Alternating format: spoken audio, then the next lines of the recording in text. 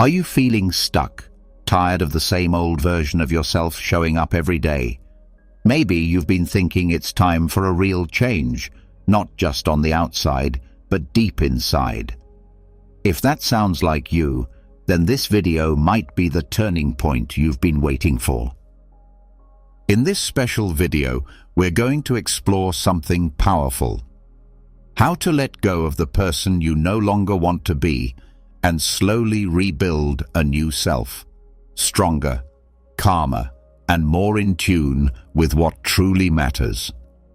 We'll do it through the timeless wisdom of Stoicism, a philosophy born in ancient Greece that's still changing lives today. But this isn't just about ideas. This is a step-by-step process designed to take you from who you are now to who you were always meant to be. We'll walk through the lessons. Each one is like a tool.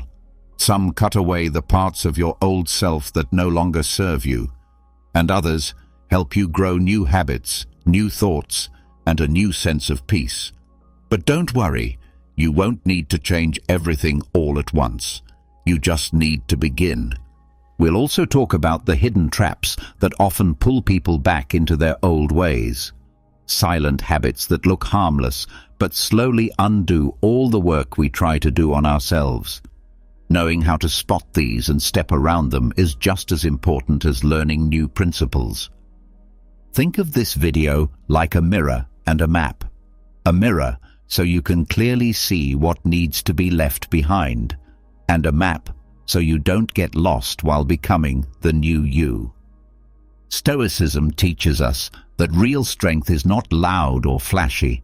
It's quiet, steady, and full of purpose, like a mountain standing still while the wind howls around it.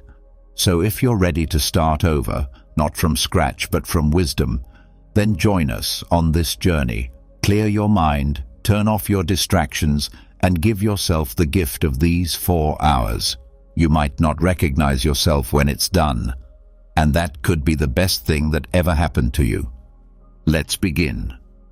Before real change can begin, something must end. Stoic thinkers like Epictetus, Seneca, and Marcus Aurelius knew this deeply. They taught that nothing lasts forever, not titles, not emotions, not even who we believe we are.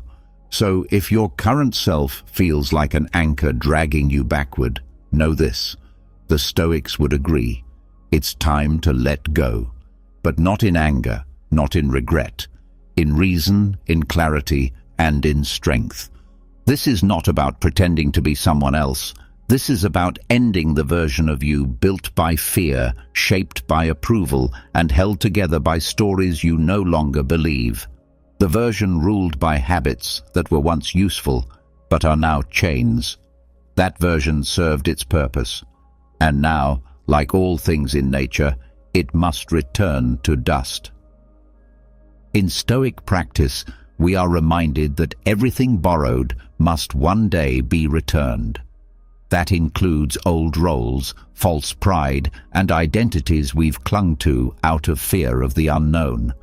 And so, what you are about to do is not emotional fluff. It is a form of personal justice. You're restoring order by clearing out what no longer belongs. The first step is stillness. Sit in silence. Clear away distraction. Not because it's romantic, but because the Stoics believed that clarity arises when the noise fades. Take a moment to look inward, not for drama, but for facts. What behaviors no longer reflect who you are becoming? What roles are you still playing out of habit, not purpose? What masks are you still wearing just to blend in? Write these things down, not as complaints, but as a record. Think of it as a list of debts being settled. This is who you've been. This is what that self gave you. This is what it cost. And just like a Stoic account ledger, once it's written, it can be closed. Then comes the ritual. The Stoics were not big on theatrics, but they deeply valued action tied to meaning. In your case, this act becomes your symbolic break. Burn the letter, Tear it, bury it, throw it into the sea if you must. What matters is that you are telling your reason and your body that a chapter is closed. You are not that person anymore. That version of you has been dismissed with dignity. It is finished. During this moment, say something simple, out loud. Even if your voice is soft, you can say, "This is no longer me," or "That chapter is complete," or even, "I accept the ending." Words ground the mind. They give shape to the invisible. Don't rush to fill the silence that follows. The Stoics spoke of ataraxia, a state of inner peace. That quiet space is not empty. It is the beginning of ataraxia. It is a place of becoming. Don't be afraid of it. You're not lost. You're free. This moment, this ritual is not magic. It's not superstition. It's anchoring, something modern psychology now confirms. When you pair intention with physical movement and strong emotion, your nervous system makes note. You form a mental imprint. You've given your body a landmark, a philosophical marker that tells it, "We don't live there anymore." Even ancient Stoics had versions of this. When Cato would shed a tunic, it was a message. I am not ruled by luxury. When Seneca chose to sleep on the floor during times of comfort, it was to remind himself, I can lose this and remain whole. They weren't punishing themselves, they were training themselves to live in truth, not illusion. You can do the same. Maybe you hold a stone in your hand during the ritual and later leave it somewhere meaningful. Maybe you draw a mark on your skin that fades in a few days. Maybe you remove an item from your space that belonged to the past version of you. The act doesn't need to be complex, it just needs to be real. What matters most is your reasoning. Stoicism is about understanding what is up to you and what is not. The self you're letting go of, that was not truly you. It was a collection of responses to fear, to society, to survival. But now you know better. And the Stoics would tell you, when you know better, you must do better. That is living according to reason. When the act is done, you may feel uncertain, empty. That's natural. The mind has lost a familiar shape. But now comes the true Stoic discipline, rebuilding from virtue, not vanity. The Stoics built their lives not around popularity or control, but around four things: wisdom, courage, justice, temperance. These are your new building blocks. This is your foundation. So now begin defining your new identity through these values. What does wisdom look like in your everyday choices? Not cleverness, but clarity. What does courage look like? Not loud gestures, but honest action. What does justice mean in how you treat others and yourself? And temperance. How will you practice balance so nothing owns you? Don't worry if the answers aren't clear. The Stoics didn't expect instant mastery. What they practiced was daily alignment. They reviewed their actions. They asked themselves, did I act from virtue today? You can do the same. That's how the new identity is shaped, one disciplined day at a time. You will be tempted to slip back, to wear the old mask again because it's comfortable. But now you have something new, awareness. You've declared the old self dead. You've given it a funeral. To wear it again would be to live in a lie. A Stoic does not trade truth for ease. There will also be people who still treat you like the old version. That's okay. Let them. The Stoic answer isn't to fight for approval. It's to live by principle. Let your actions be your introduction. Let time prove your transformation. And if you fail, If you falter, start again. That's what Marcus Aurelius meant when he wrote, "You have power over your mind, not outside events." You may not control the reaction of others, but you can control your response. You can return to your principles every time. This is what the ritual begins. Not perfection, but a path. You now walk it with more honesty. You have buried what was false. You have honored what helped you. And you've made space for who you must become next. Let this not be a grand performance. Let it be a quiet, firm decision. I am no longer who I used to be. I walk forward now, not with noise, but with resolve. This is how Stoics transformed. And now, so do you. You've done the hard part. You've let the old self go. Not by running from it, but by standing in front of it and saying, "You've served your time." That version of you now belongs to the past. The space is clear. The silence has returned. But now something else begins. Something quieter at first, but far more powerful. The building of a new internal shape. And here's the truth. If you don't choose what comes next, old patterns will. They wait. They don't ask permission. Human nature seeks identity. Always.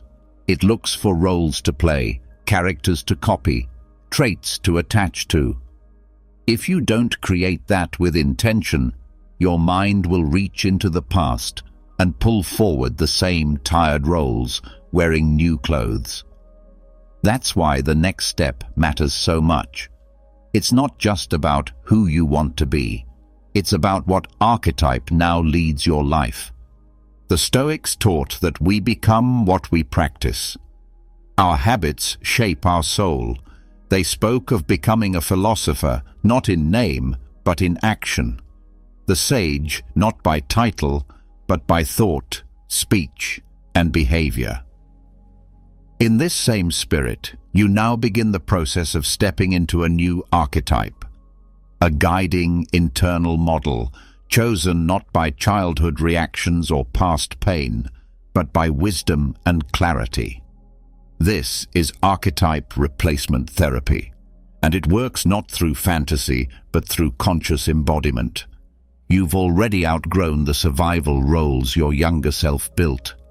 The pleaser, the controller, the avoider, the performer. These weren't wrong. They helped you adapt, but they were not rooted in reason. They were reactions to unmet needs, unfinished fears, and unstable environments. The problem is that those roles don't just leave when the danger is gone. They linger. They sit in your decisions. They appear in your relationships. They speak when you hesitate, when you self-sabotage, when you shrink or lash out. They don't need to be hated, but they do need to be replaced. The first step is observation. Look at the patterns in your life not as mistakes, but as signals. When you keep abandoning projects, what part of you is leading? When you withdraw from intimacy, what voice is taking over? When you speak with sharpness or silence when you meant to connect, who's behind the wheel? Write these parts down as roles, not as facts.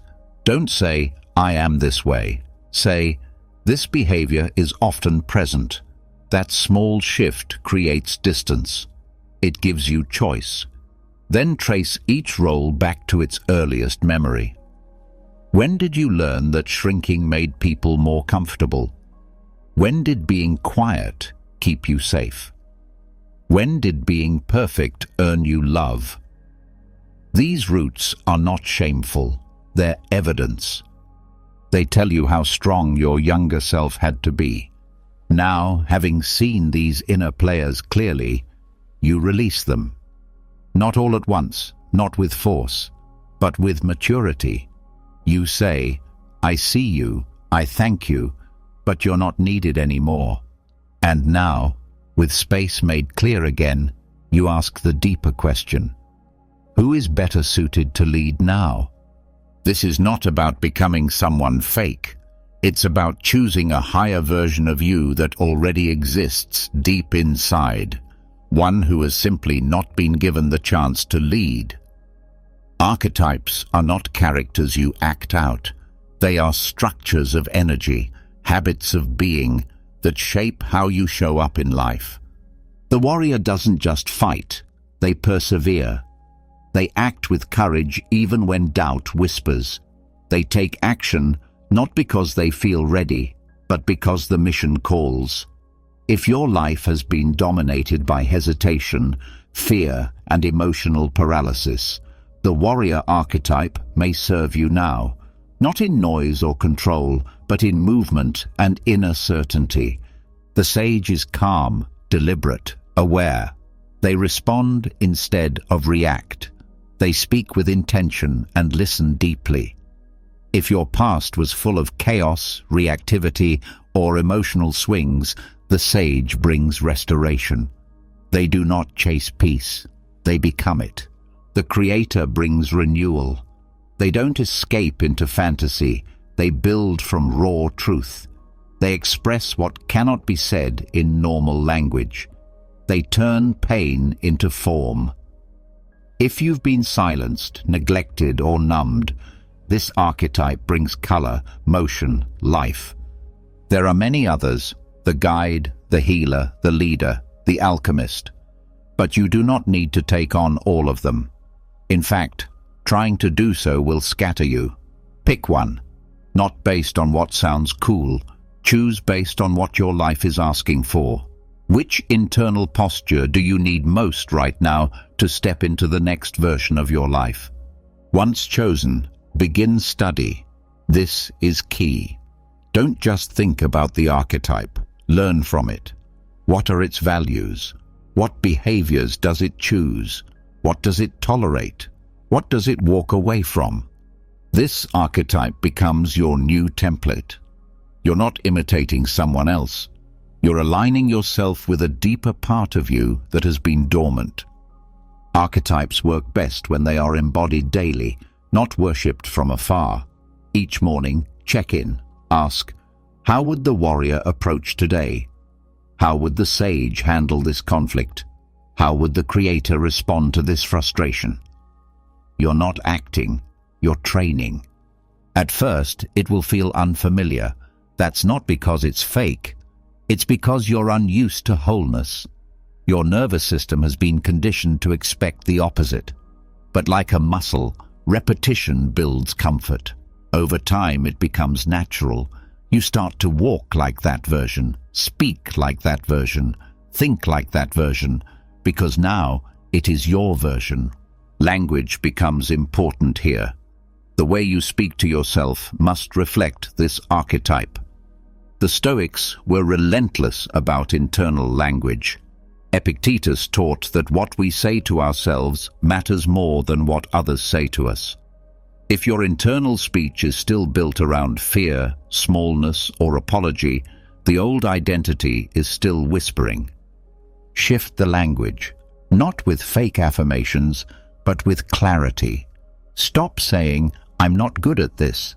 Start saying, "I'm learning, I'm adapting." Stop saying, "I always mess things up." Start saying, "Today I act with intention." Speak as the archetype would speak, not to convince others, to anchor yourself. This doesn't mean becoming rigid. Stoicism teaches balance, temperance. Your archetype must remain flexible. Life will still surprise you. You must adapt. A true warrior doesn't fight every battle. They know when to hold back. A sage isn't silent all the time. They know when to speak with impact. A creator doesn't create endlessly. They rest, they observe, they begin again with purpose. As you grow into this archetype, your environment must shift too. Not all at once, but in steps. Your surroundings send messages to your mind. If your space is filled with objects, patterns, or people that reflect the old identity, your nervous system stays confused. Change what you can. Small things. One shelf, one routine, one space in your home that reflects the new archetype. Let it expand over time. The same goes for your community. You do not need to cut everyone off, but be honest. Does your current circle speak to the old you or the new one? Who challenges you to grow? Who mirrors your potential? Who reminds you of the past you're trying to outgrow? You don't need perfect people. You need aligned ones. As the weeks pass, track behavior. Don't track feelings. Emotions will come and go. What matters is action. Did you make the decision the archetype would make? Did you take the risk, speak the truth, hold the boundary, stay calm? That's the real metric. Progress is measured in movement, not mood. When setbacks happen, return to the structure. The Stoics taught that resilience is built through practice. They expected difficulty. They prepared the mind for it. When you fall into old patterns, don't collapse. Don't say, "I've failed." Say, "This is part of training," and step back into posture. Ritual helps anchor the archetype even deeper. Begin your day with a small physical act, a gesture, a breath, a phrase that signals who you are becoming, not to impress anyone, but to stabilize your compass. Stoics used journaling, silence, reflection. You can adapt this. Light a candle, place a hand on your chest, stretch, breathe, speak a value aloud. Small actions repeated daily become identity. Over time, you'll notice something subtle but strong. Your decisions shift. You hesitate less. You speak with more weight. You say no with less guilt. You begin doing things your old self only dreamed of, not because you're suddenly fearless, but because your foundation is solid. You know who you are.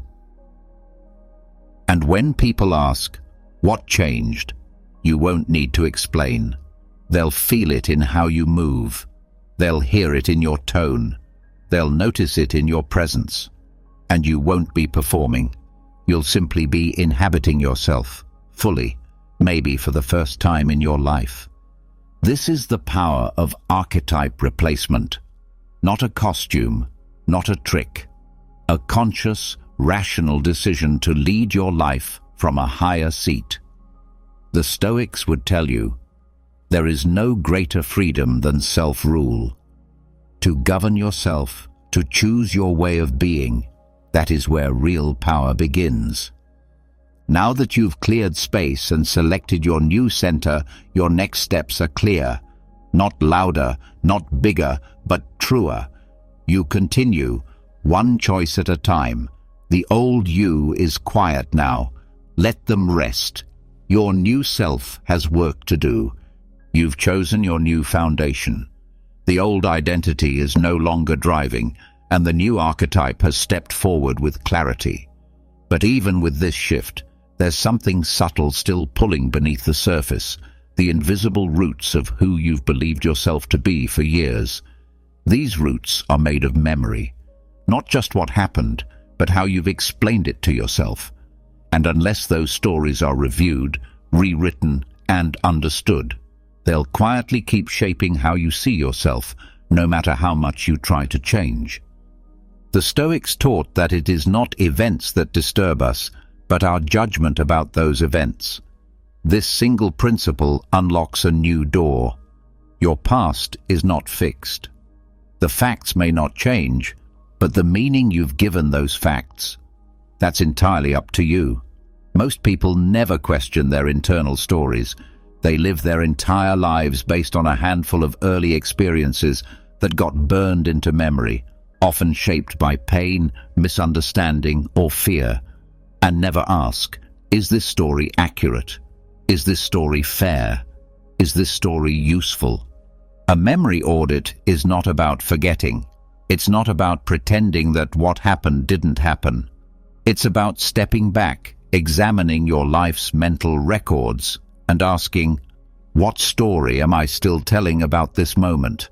And does it still serve me? Because whether you realize it or not, every major belief you carry about who you are has a memory attached to it. These memories act like the glue that holds identity together.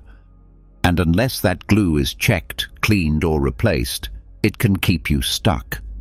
The process begins with attention. Sit down in a quiet space and look closely at your recurring self-talk, especially the ones that begin with, "I've always been the," or "I could never," or "That's just how I am." These are not facts. They're echoes of past moments that need to be revisited. Once you have a few of these thoughts written down, trace them backward.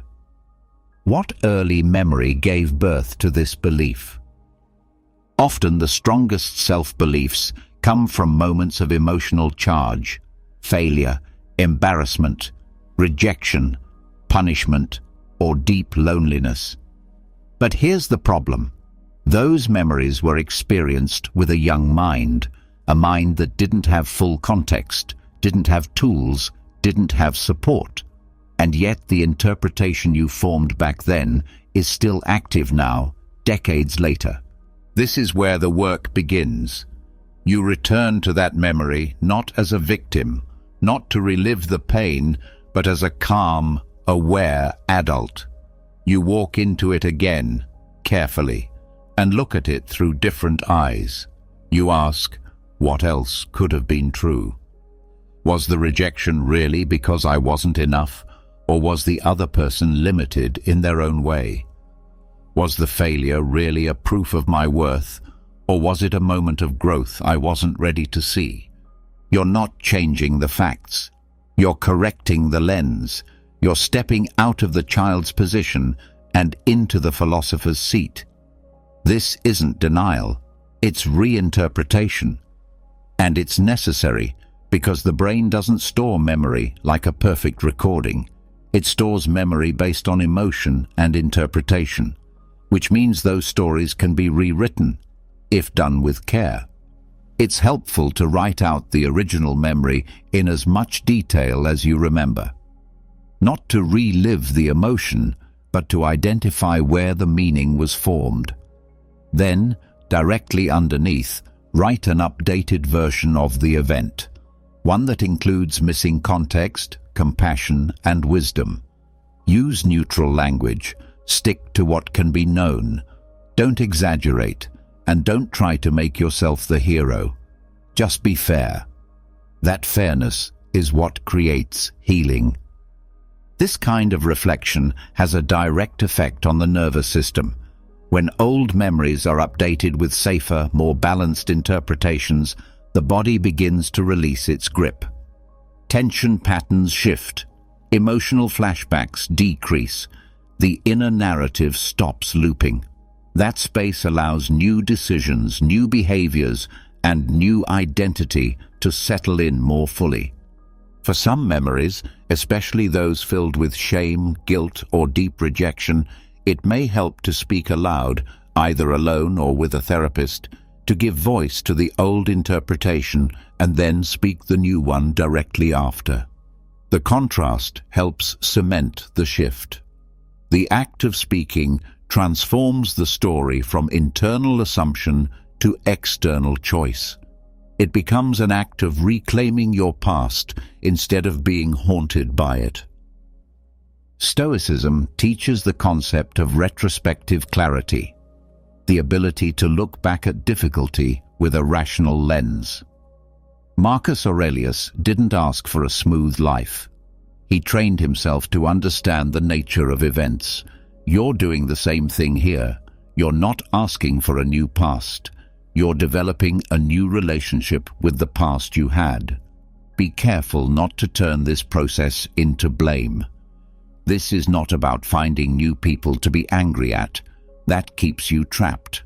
The purpose is clarity. When you understand why things felt the way they did, you're no longer controlled by them. When you can see the story for what it was, you're finally free to move forward. Once a few memories have been rewritten, you'll start to notice something subtle but powerful. your inner dialogue shifts. The storylines that once made you feel small or stuck begin to lose power. That old feeling of being less than weakens, and in its place, a quieter voice begins to form, one that says, "Maybe I'm not broken. Maybe I was just misinformed." The past no longer defines you. It informs you. That shift is everything. You can deepen this work by connecting your new archetype with your updated story. For example, if you've chosen the warrior and your memory once told you that you were helpless or weak, then rewriting that memory allows the warrior to take up space inside you more fully.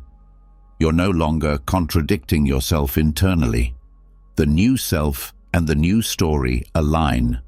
That alignment builds momentum.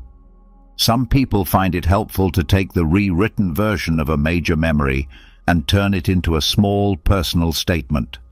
Not a quote or affirmation, but a reminder of what's now true.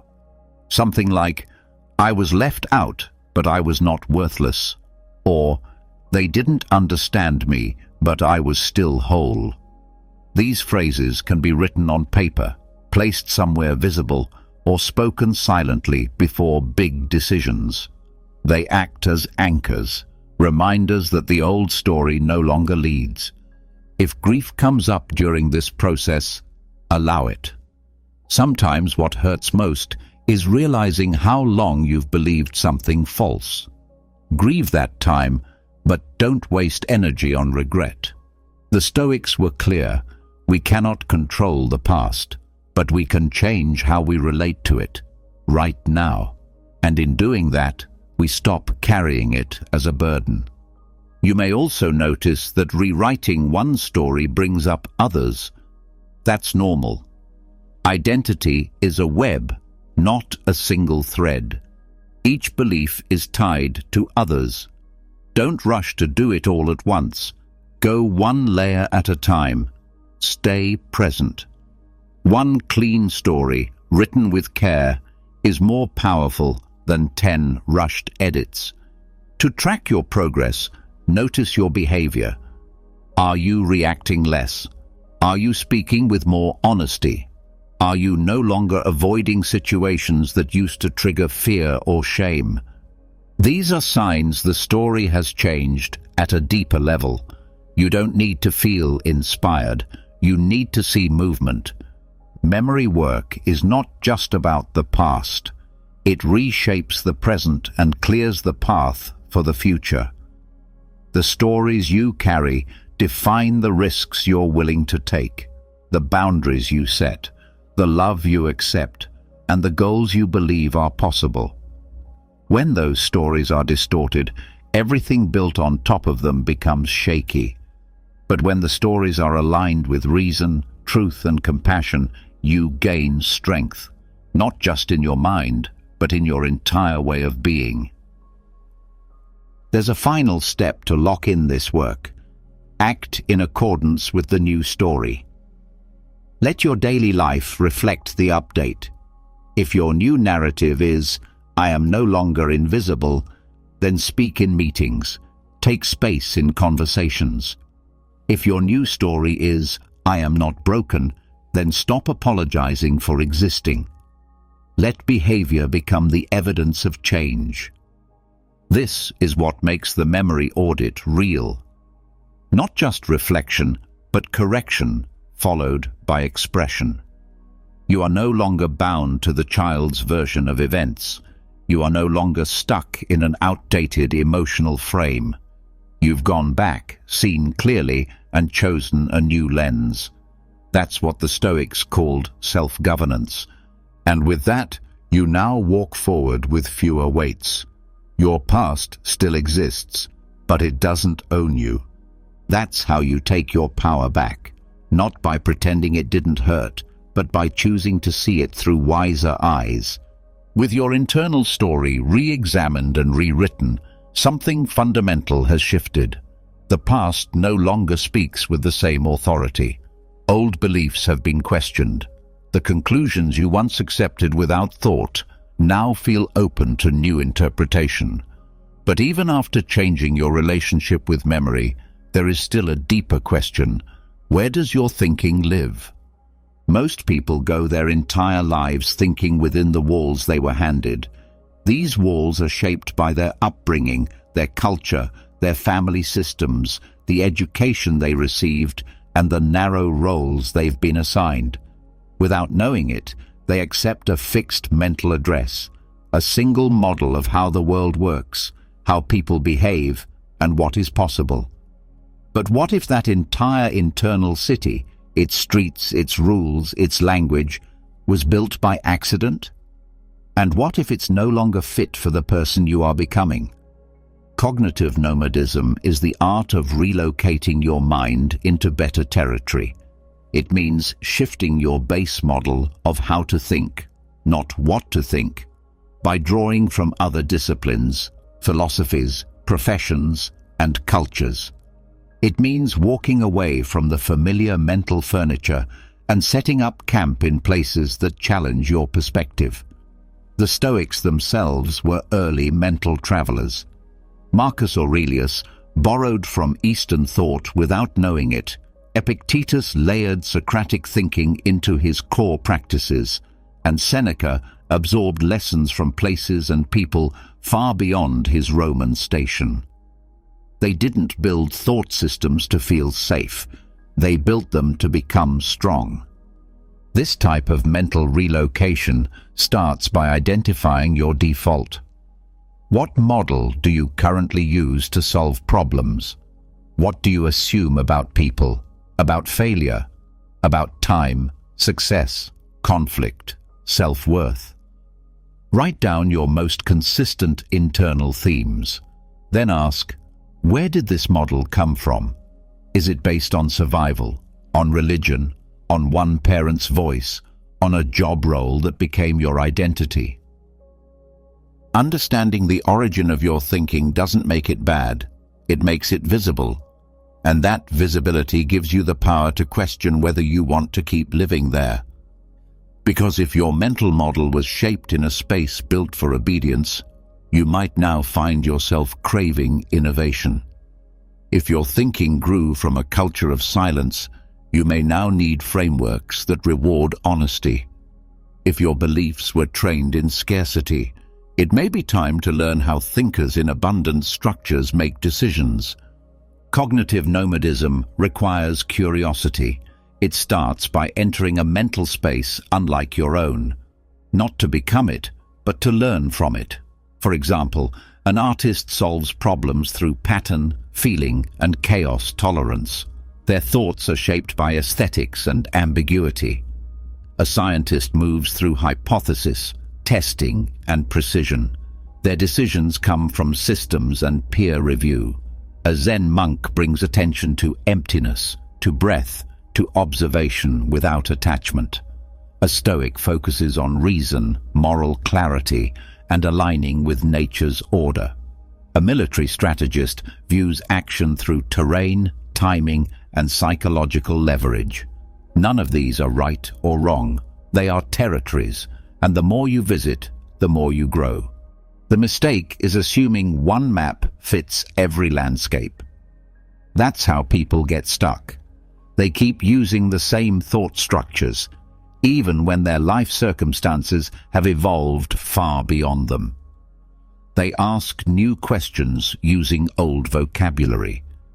But language limits perception. If you've only ever seen things in black and white, you will misjudge every shade of grey.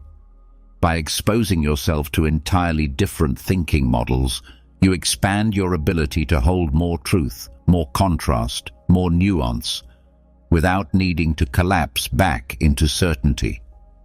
To begin this process, choose one field far outside your current worldview.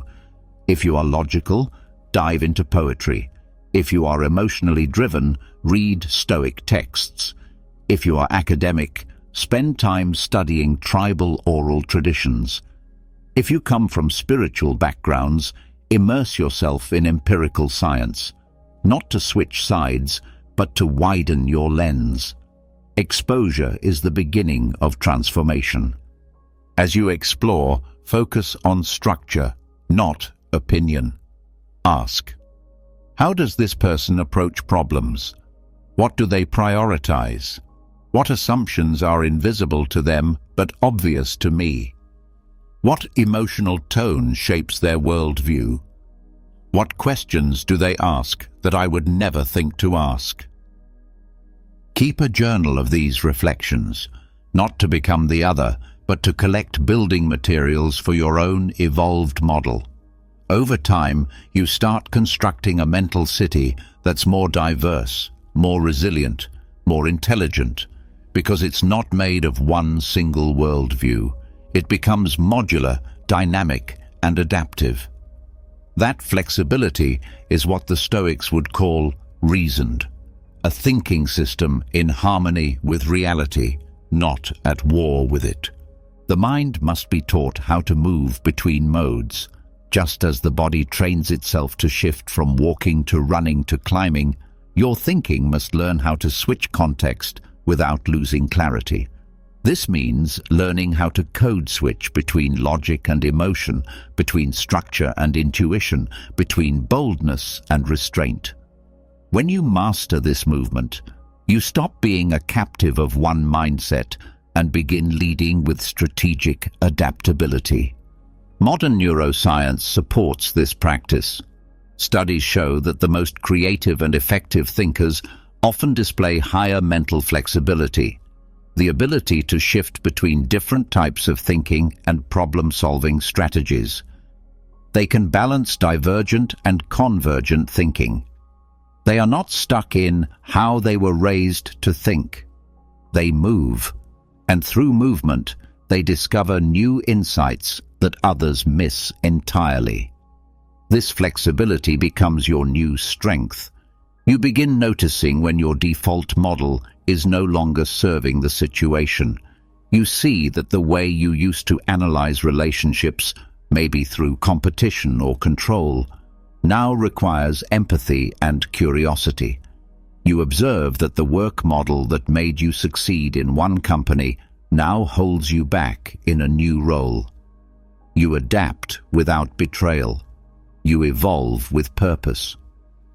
One of the most powerful effects of cognitive nomadism is increased emotional distance.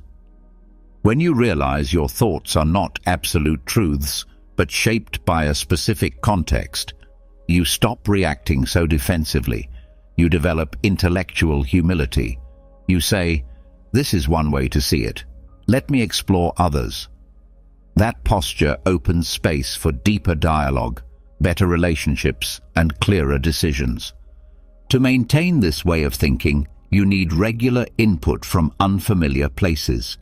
Read books that challenge you. Spend time with people whose lives operate on completely different assumptions. Visit places where your values are not the default. Study thinkers who dismantle your certainty. This isn't about disloyalty to your roots. It's about loyalty to truth, in whatever form it arrives. The key is discernment. You don't absorb everything. You observe, test, adapt. Like a craftsman in a global market, you pick the best tools from many cultures. You assemble them with care. You don't become fragmented. You become resourced. That's the difference between shallow novelty and deep integration. Over time, you'll begin to notice that your thoughts carry more precision, more range. When conflict arises, you don't collapse into panic. You scan for perspectives. You pause. You respond from a model that fits the moment, not just the one you were given at birth. That's freedom. The Stoics called this living in accordance with nature. Nature, to them, was not just trees and rivers. It was the structure of things. And to live well meant to align your reason with reality, not with custom or impulse. Cognitive nomadism aligns perfectly with this. It teaches you to question whether your current mental habitat matches your reality. If not, move. Build again. Live better. Eventually, This way of thinking becomes normal. You stop needing to defend a single model. You stop being surprised by change. You develop mental citizenship in many places. And like any well-traveled soul, you carry stories, lessons, tools, and a deep respect for difference. You become more than your origin. You become capable of leading not just yourself, but others. Your inner world begins to reflect this growth. Conversations become richer. Creative ideas arrive more frequently. Confusion turns into curiosity. And rather than reacting to every problem with a fixed set of tools, you ask, which model fits best here? That question alone can save years of wasted effort. This is not complexity for the sake of ego. It's simplicity earned through exploration, because the more models you've walked through, the more clearly you see what matters. You become harder to deceive, not because you're cynical, but because you've seen too many lenses to believe only one. To conclude this movement, anchor the lesson with action. Choose one decision you've been struggling with. Now, approach it through 3 different mental models: a Stoic philosopher, a systems engineer, and an artist. What does each version prioritize? What does each version avoid? What does each version teach you? Don't choose the answer based on comfort. Choose it based on clarity. That's how thinking grows. That's how transformation becomes intelligence. Now that you've broken free from the old structures of thought, your mind is more open, flexible, and alert. But even with a new cognitive landscape, something deeper still waits in the background, not in your logic, but in your emotion. Patterns that aren't spoken in words, reactions that show up before thought has a chance to speak, feelings that belong to old versions of you still living quietly in your body. These aren't weaknesses, they are echoes, and unless they are cleared, they will pull you back toward the self you've worked so hard to leave behind. Emotions don't disappear just because you understand them. They linger in the nervous system. They stay in posture, breath, muscle, and instinct. You can change your identity, your story, and your thinking, but if you've never released the energy behind the emotional loops you've carried for years, they will find new ways to express themselves through tension, fatigue, numbness, or overreaction. This is why emotional extinction matters, not to erase feeling, but to clear the old responses that no longer match who you are becoming. Emotional extinction is not about pushing emotions down or pretending to be unaffected. It is a conscious and controlled confrontation with the emotional weight you've stored without release. It is the difference between a wildfire and a planned burn. One destroys, the other clears space for new life. Begin by recognizing your patterns, not through judgment, but with attention. When do you overreact to minor things? What triggers you consistently in ways that don't make sense to others? What situations bring a surge of fear, anger, guilt, or sadness that seems larger than the moment? These are not random. They are emotional leftovers, unprocessed memories, unresolved shame, quiet grief, or denied rage. Once identified, these patterns must be named, not by over-analyzing, but by anchoring. For each repeated emotional response, write down a sentence that describes its typical voice. For example, I get ignored, and I feel small and furious. Or, I get blamed, and I shut down completely. Then ask yourself, when did this first begin? You're not trying to trace every detail, but to locate the original emotional blueprint. The body remembers what the mind forgets. You may not recall the exact moment something started, but your nervous system will.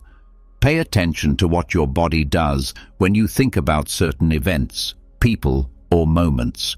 If your chest tightens, your breath shortens, your muscles clench, or your eyes sting, that's your signal. That's a portal. The Stoics taught that we cannot control what comes to us, but we can control how we relate to it. That means you don't need to get rid of the emotion. You need to face it differently. That begins with containment. Choose a safe space, physical, emotional, and mental. No distractions, no interruptions. Set a clear intention to release what no longer serves. This is not therapy. This is personal integration. Inside this space, give the emotion room to surface. Don't chase it. Don't resist it. Just allow it to rise. Use breath to stay grounded. Inhale deeply. Hold. Exhale slowly. Let the emotion come up like a wave. Your job is not to explain it. Your job is to stay with it without flinching. This is the storm. This is the burn. Some people find it helpful to express through the body. Shaking, crying, deep sighing, movement, these are not signs of weakness. They are signs that the nervous system is releasing. Controlled exposure leads to transformation. If the energy feels too strong, pause, regulate, then continue. The point is not to relive trauma. It is to witness the part of you that carried it without release. Once the emotion has passed its peak, bring in awareness. Ask, what truth is this emotion pointing to that I haven't allowed myself to feel? Anger often hides powerlessness. Sadness often hides unmet needs. Fear often hides old betrayals. You are not your emotion. You are the observer of the signal, and the signal is information. As the energy fades, bring in completion. Not by replacing the emotion with something forced, but by acknowledging what has changed. Say aloud or write down, this emotion came from a version of me that needed protection. I thank it, and I release it now. The body hears this. The psyche hears this. The process settles. Over time, you'll begin to notice that the same triggers hit with less force. The emotional sting softens. Your recovery time shortens. This is how extinction works, not by deleting memory, but by separating emotion from identity. You're no longer run by it. You're no longer fused with it. To support this, develop a simple recovery ritual. After an emotional storm, do something grounding. Take a walk. Place your hand on your chest. Drink cold water slowly. Hum or listen to slow rhythms. These behaviors help signal to your nervous system that the threat has passed. Without this signal, your body may stay activated even after the emotion ends. One of the most important parts of this work is neutrality. Emotions are not moral. They are messengers. They aren't good or bad. They are signals of inner meaning, inner wounds, inner needs. The Stoics never said, don't feel. They said, don't be ruled. And that is the difference you are now learning to live. Do not confuse numbness with peace. Many people suppress their emotions so deeply that they no longer feel intensity, but they are still ruled by those emotions through avoidance, distraction, or disconnection. True peace comes not from shutting down, but from facing, feeling, and releasing. This kind of emotional work takes courage. But courage doesn't always look loud. Sometimes it looks like sitting quietly with your own pain without turning away. Sometimes it looks like breathing deeply instead of reacting. Sometimes it looks like whispering to yourself, I survived. I'm safe now. The more you practice this, the more you'll realize that emotional storms are not your enemy. They are your teacher. They show you where the self was frozen. They reveal where your boundaries were broken. They teach you what still needs care. and through that attention, they loosen their grip. Eventually, emotional extinction becomes a natural part of your inner life. When a strong feeling arises, you recognize it. You pause. You feel it. You learn from it. And you let it go. There's no panic, no shame, just movement, just flow. The body stops holding what it no longer needs to store. This makes room for clarity, decision, and stability. When the body is not overwhelmed by suppressed emotion, the mind sharpens, the voice steadies, the heart becomes more available, relationships shift, self-trust returns, energy rises, and all of it is real, not from pretending, but from processing. What you've done through this practice is clean your emotional terrain. Just as you rewrote the stories of your past and relocated the structure of your thoughts, you've now cleared the emotional weight that would have distorted your growth. What you carry forward now is lighter, truer, and more aligned. With emotional weight no longer clouding your system, clarity begins to return. You're no longer reacting from pain that lives under the surface. You're making space. But now that you're no longer driven by suppressed feeling, you're ready to face something even more challenging, something that hides in plain sight. These are not emotional habits, not memories, not trauma responses. These are the beliefs you've accepted as facts, the knowledge you've built your identity on, the systems of thought you were taught to trust without question. These are the quiet rules that have governed you for so long, you've forgotten they were ever optional. This is where unlearning begins. Most people think growth is about adding more knowledge, more insight, more strategies. But there's another side to the process. The Stoics understood this well. They believed that much of human suffering came not from ignorance, but from clinging to ideas that were either incomplete or entirely false. Seneca often warned against the opinions of the crowd, urging the seeker to step away from inherited assumptions. Marcus Aurelius repeated the reminder that truth is simple, and that much of what we accept without thinking is simply noise from other people's confusion. Unlearning is the process of deliberately dismantling what you've accepted as true, but never fully examined. It means letting go of certainty. It means questioning beliefs that used to keep you safe. It means being willing to drop conclusions that helped you survive, but are now holding you back from evolving. It starts with identifying which beliefs feel rigid. These are the ideas that provoke resistance when challenged, the thoughts that feel like rules, the "this is just how I am" statements, the "that could never work" assumptions. These mental boundaries often disguise themselves as personality or wisdom, but many are just leftover conclusions from limited moments. To unlearn, begin by writing down some of the core beliefs that shape how you live.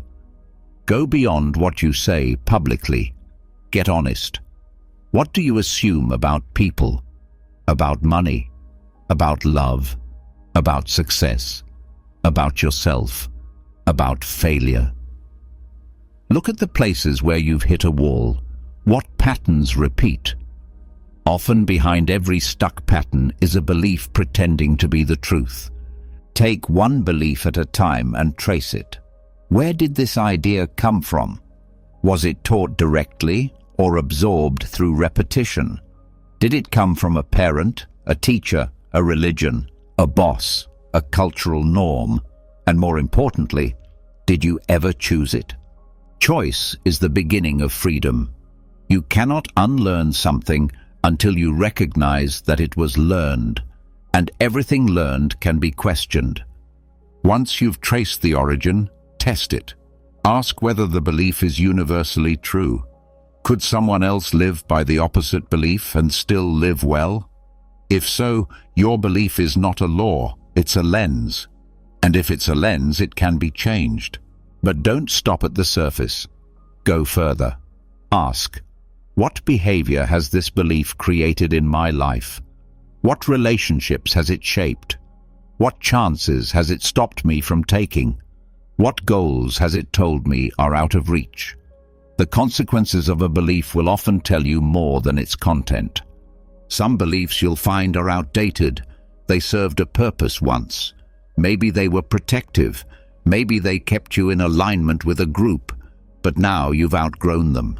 Others you'll find were never truly yours to begin with. They were installed before you had the capacity to think critically. That's not your fault, but keeping them is your responsibility. Unlearning doesn't require hatred or rebellion. It requires calm removal. You don't need to fight the old belief. You need to see through it. When you recognize that an idea is just that, an idea, not reality, it begins to lose its power. This clarity creates a gap. In that gap, you have a choice. You can replace the belief with a new one, or you can choose to sit in uncertainty. Both are valid. Sometimes the most powerful step is to say, I don't know yet. The ego hates this. It wants certainty. But growth often comes from living in the unknown longer than feels comfortable.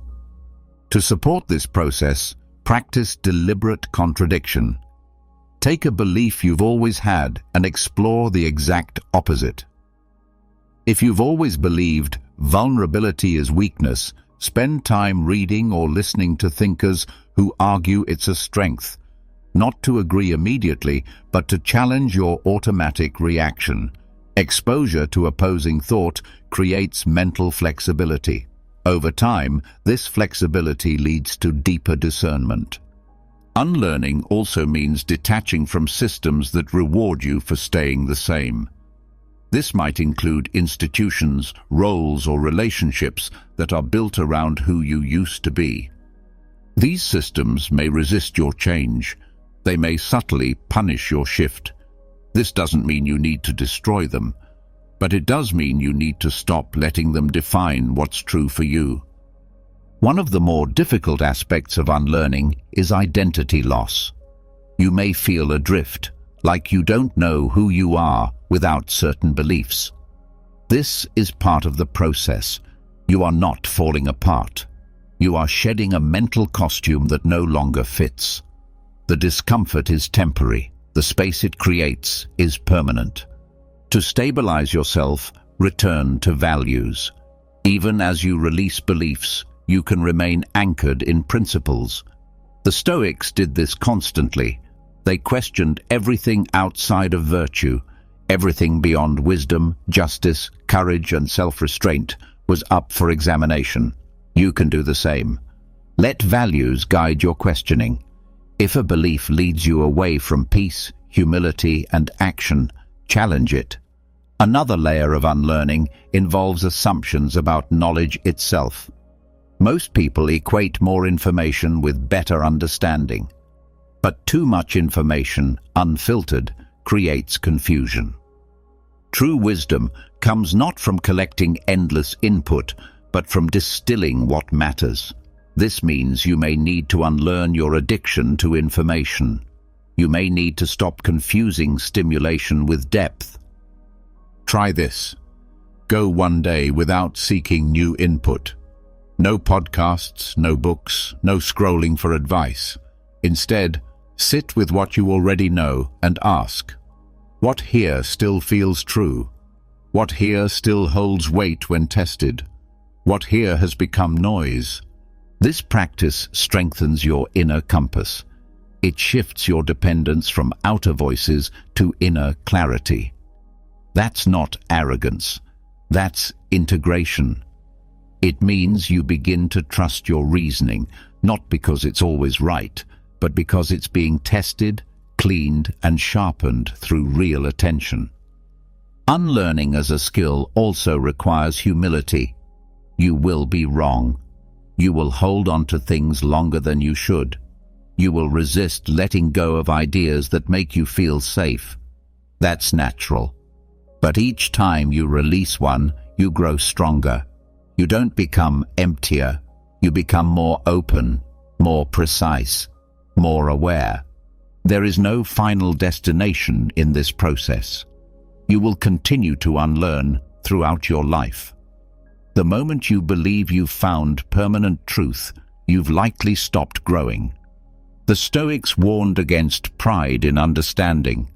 They believed in discipline, in effort, and in regular examination. You don't need to be perfect. You need to stay awake.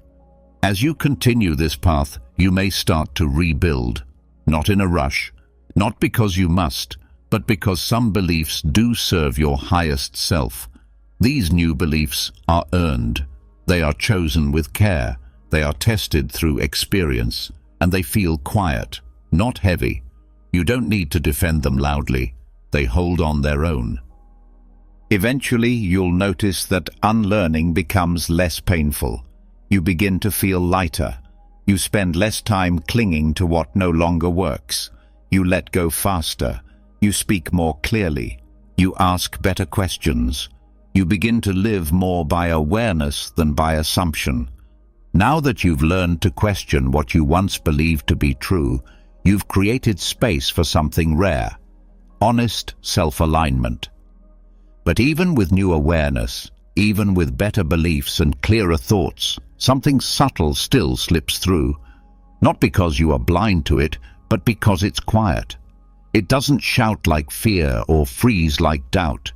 It works in whispers, in nods, in silence. These are not the loud failures. These are the quiet moments when you don't stand fully with yourself, when you step away from who you've said you are. These are the micro-betrayals. They happen fast. You say yes when you meant no. You keep listening when something inside you says leave. You laugh to avoid awkwardness, not because it's true to you. You stay quiet to keep the peace, though what needed saying was the truth. These small shifts don't feel like much in the moment, but over time they form patterns, and patterns become identity.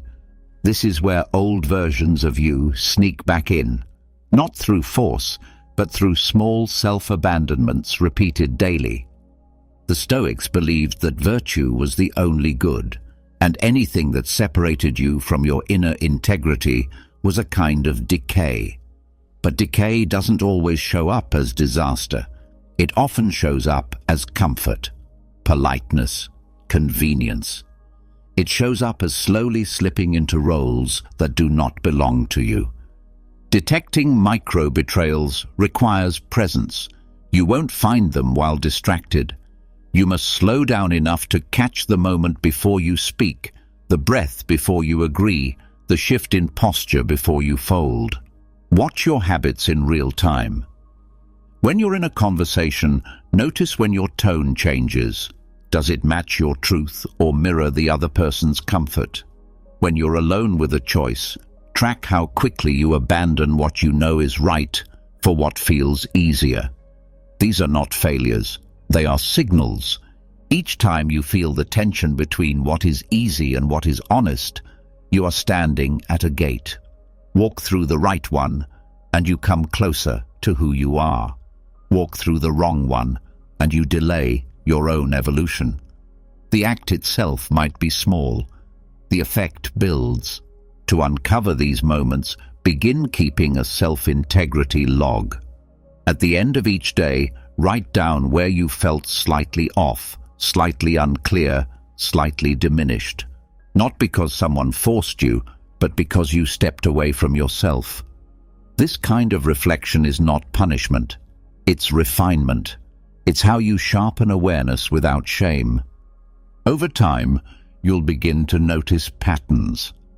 Certain people may trigger more micro-betrayals.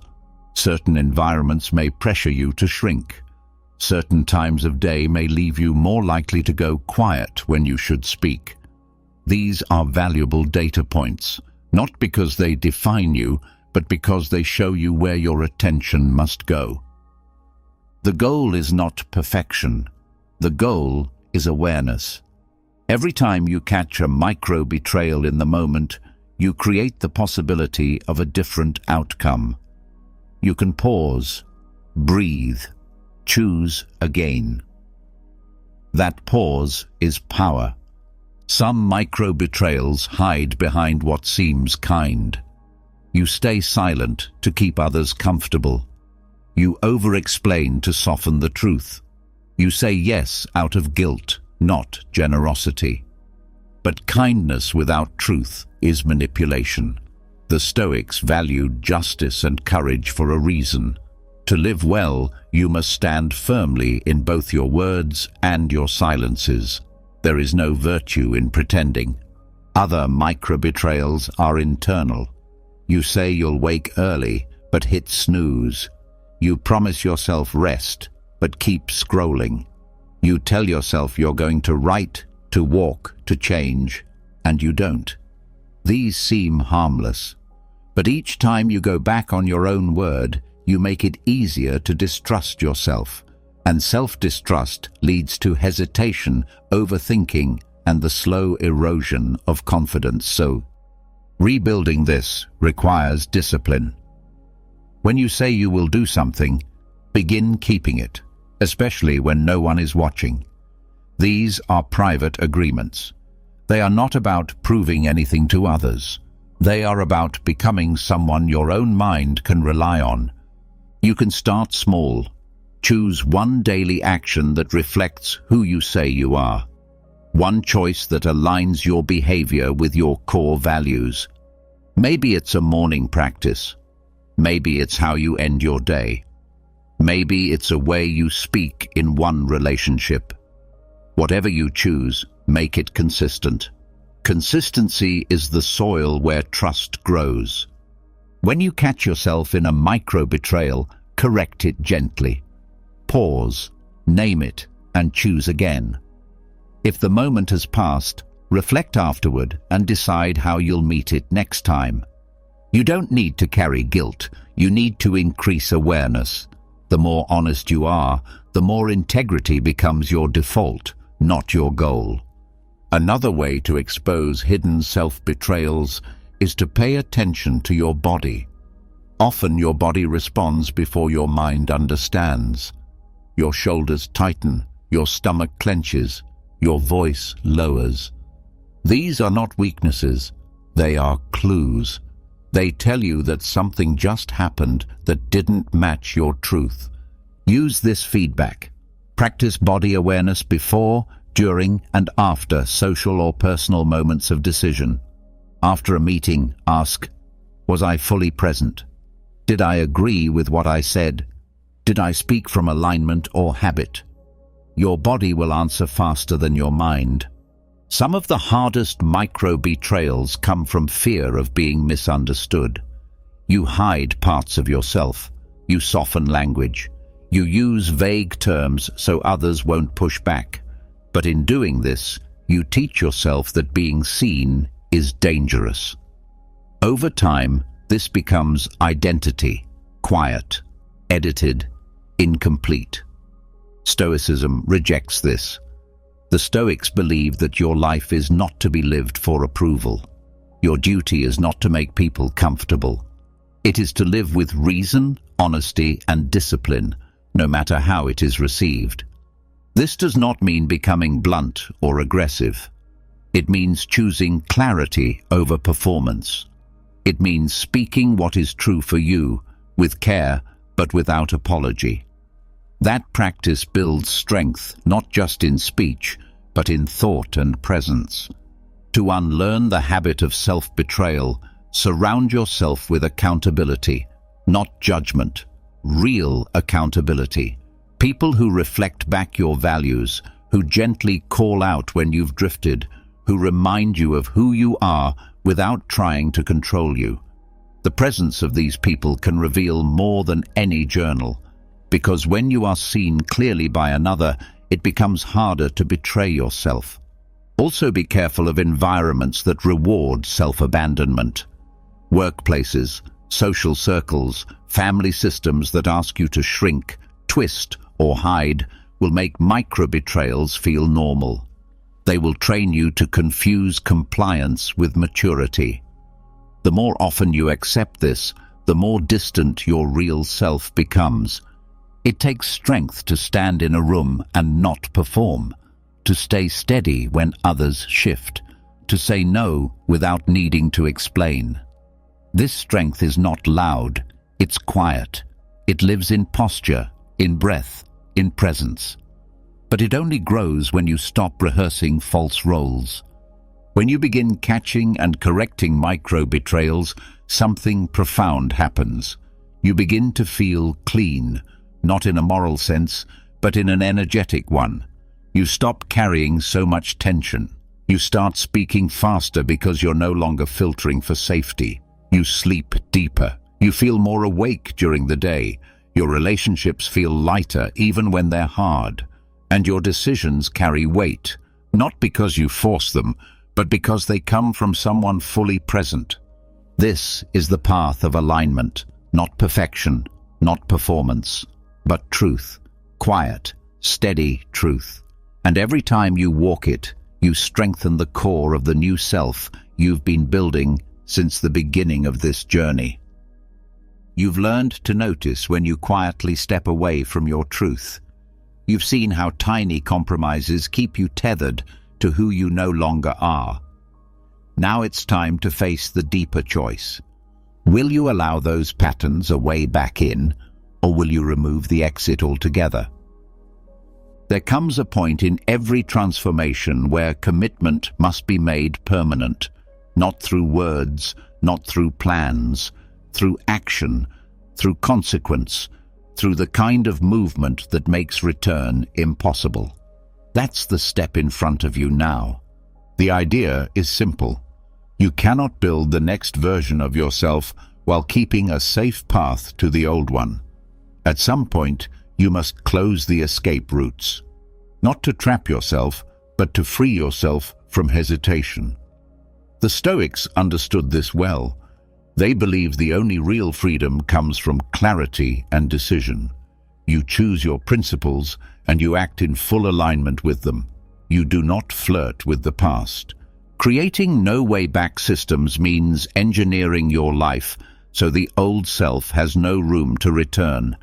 This is not about dramatic gestures.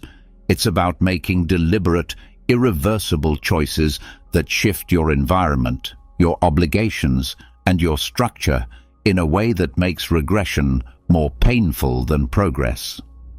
The phrase comes from ancient war tactics. Leaders would burn their own ships after landing in enemy territory, so their armies had no way to retreat. That level of commitment changes behavior. It removes the question of whether to keep going. You keep going because there is no alternative. The first step is identifying what you usually go back to when things get hard. Everyone has a fallback. It might be a place, a person, a behavior, a routine, or a thought loop. It might be overthinking. It might be performing. It might be hiding. These are your comfort strategies.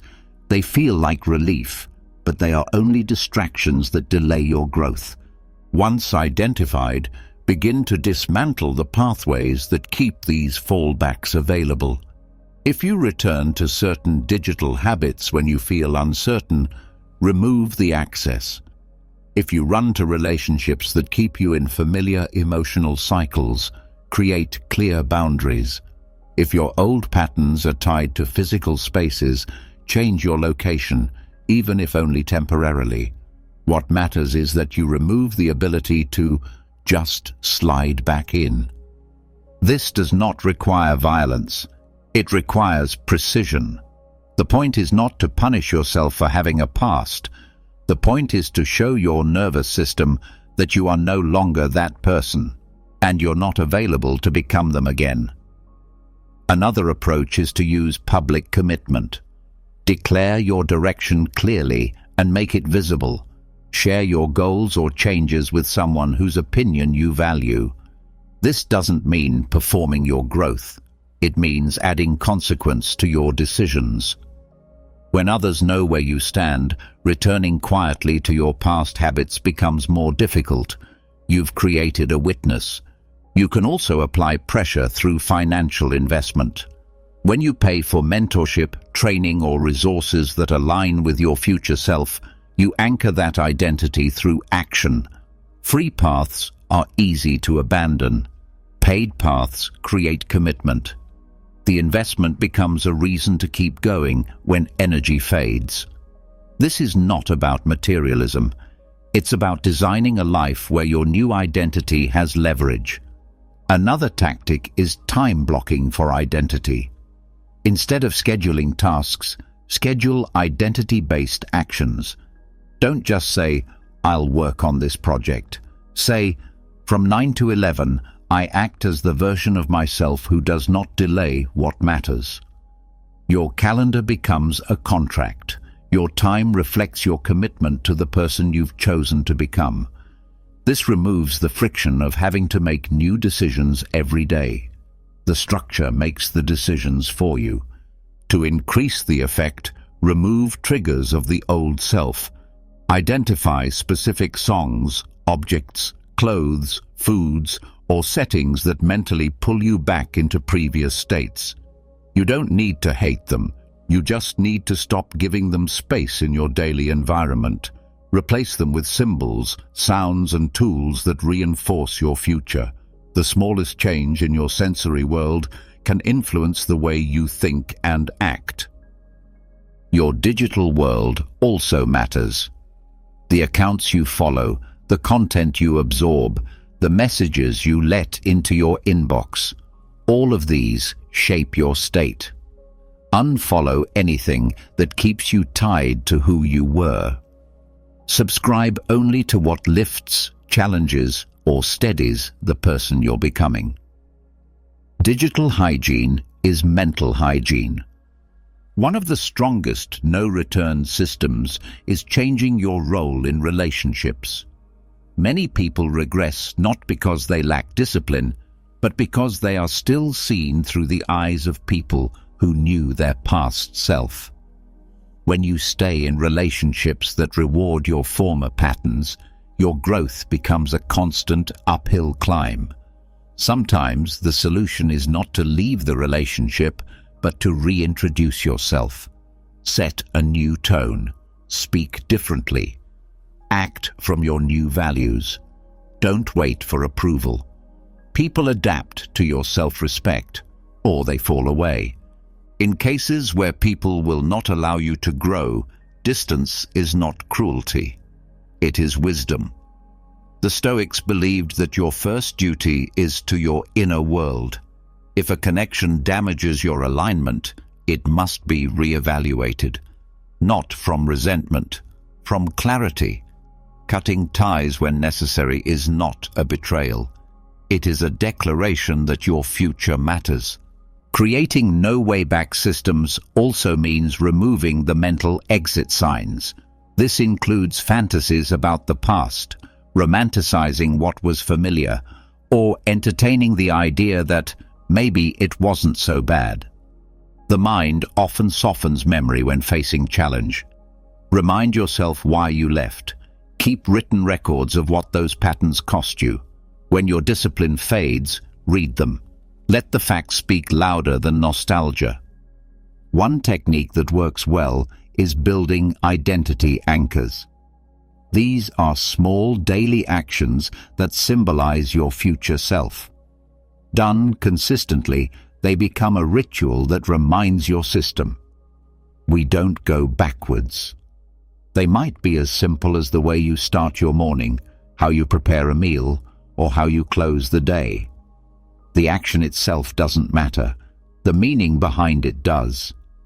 You can also use visual design to reinforce the break. Place written commitments in your space. Use phrases, images, or objects that signal who you are becoming. These are not decorations. They are reminders. They help orient you in moments of doubt. Your environment becomes a mirror that reflects your new direction. When it comes to deeper change, irreversible action is one of the most powerful forces. This might look like ending a contract, quitting a job, or saying a final goodbye. These moves should never be made impulsively, but when made from clarity, they remove indecision. They force adaptation. They create the pressure needed for real change. When you can no longer return, the only way is forward, and forward is where your future lives. Designing your life with no way back also means mastering the skill of deliberate closure. Leave things clean. Say the thing you were holding back. Apologize where needed. Forgive where possible. The past has less pull when it has no open loops. Closure doesn't require a perfect ending. It requires your own full presence and decision to release what is done. This process also includes your internal voice. If your mind still speaks with the tone of your old identity, doubtful, hesitant, self-critical, you must retrain it. Each time an old voice returns, pause and replace it with the voice of the self you're building. This is not delusion. This is direction. You are choosing which signal becomes dominant. Repetition makes it real. Over time, your no-return systems begin to replace willpower. You don't need to wake up and wonder if you'll follow through. You've made it harder not to. Your defaults now reflect your decision. This frees energy. It reduces noise, and it allows you to use your willpower for deeper creation, not just survival. You'll also begin to notice that the people who meet you now don't know your former self. They respond to the version you're living. This becomes another anchor. When someone reflects back your growth, it reinforces the path. Let these moments land. They are evidence that the change is not just internal, it's visible. But most importantly, understand this. Burning the boats is not about making dramatic sacrifices. It is about closing the gap between who you say you are and how you structure your life. The Stoics would tell you that clarity without action is a form of delay. They believed in taking the step, not just thinking the thought. So now, with everything you've learned, the question becomes practical. What are you still keeping in your life that allows you to go backwards? What structure, relationship, habit, or belief still makes it easy to become who you used to be? Find it, face it, and make the move. Not because it's easy, because it's necessary. From here on, the road behind you narrows. The self you've been working toward is no longer just a possibility. It's the only path that remains. Let's keep building. Now that you've removed the bridges back to who you were, the future has become your only direction. There's clarity in that. But clarity alone doesn't make the process clean. After irreversible decisions are made, after you've removed the exits and set your life in alignment with who you're becoming, there is still a quieter, more personal shift that has to happen next. You must now let certain parts of you die, not in resistance, not in fear, but with full presence and grace. Some aspects of identity were never yours to begin with. Others were useful once, but have now passed their time. What remains is the slow, natural process of disintegration. This isn't collapse. This is shedding. In nature, molting isn't dramatic. It's necessary. And if it doesn't happen, growth becomes painful. That's the place you're in now. Disintegration is what follows after you stop feeding roles you used to rely on. You no longer perform in ways that served your insecurity. You no longer maintain habits to be liked. You no longer speak from scripts that kept you safe. When these patterns are removed, what's left is space. That space feels strange at first. It can bring silence, confusion, fatigue. Not because something is wrong, but because the old structure is dissolving. Allowing this to happen without panic is the work. Most people try to fill the space immediately. they rush to replace the dying self with something new and fully formed. But this is not how transformation works. Just like the Stoics taught about cycles in nature, there are moments when you don't build, you allow. You don't push, you release.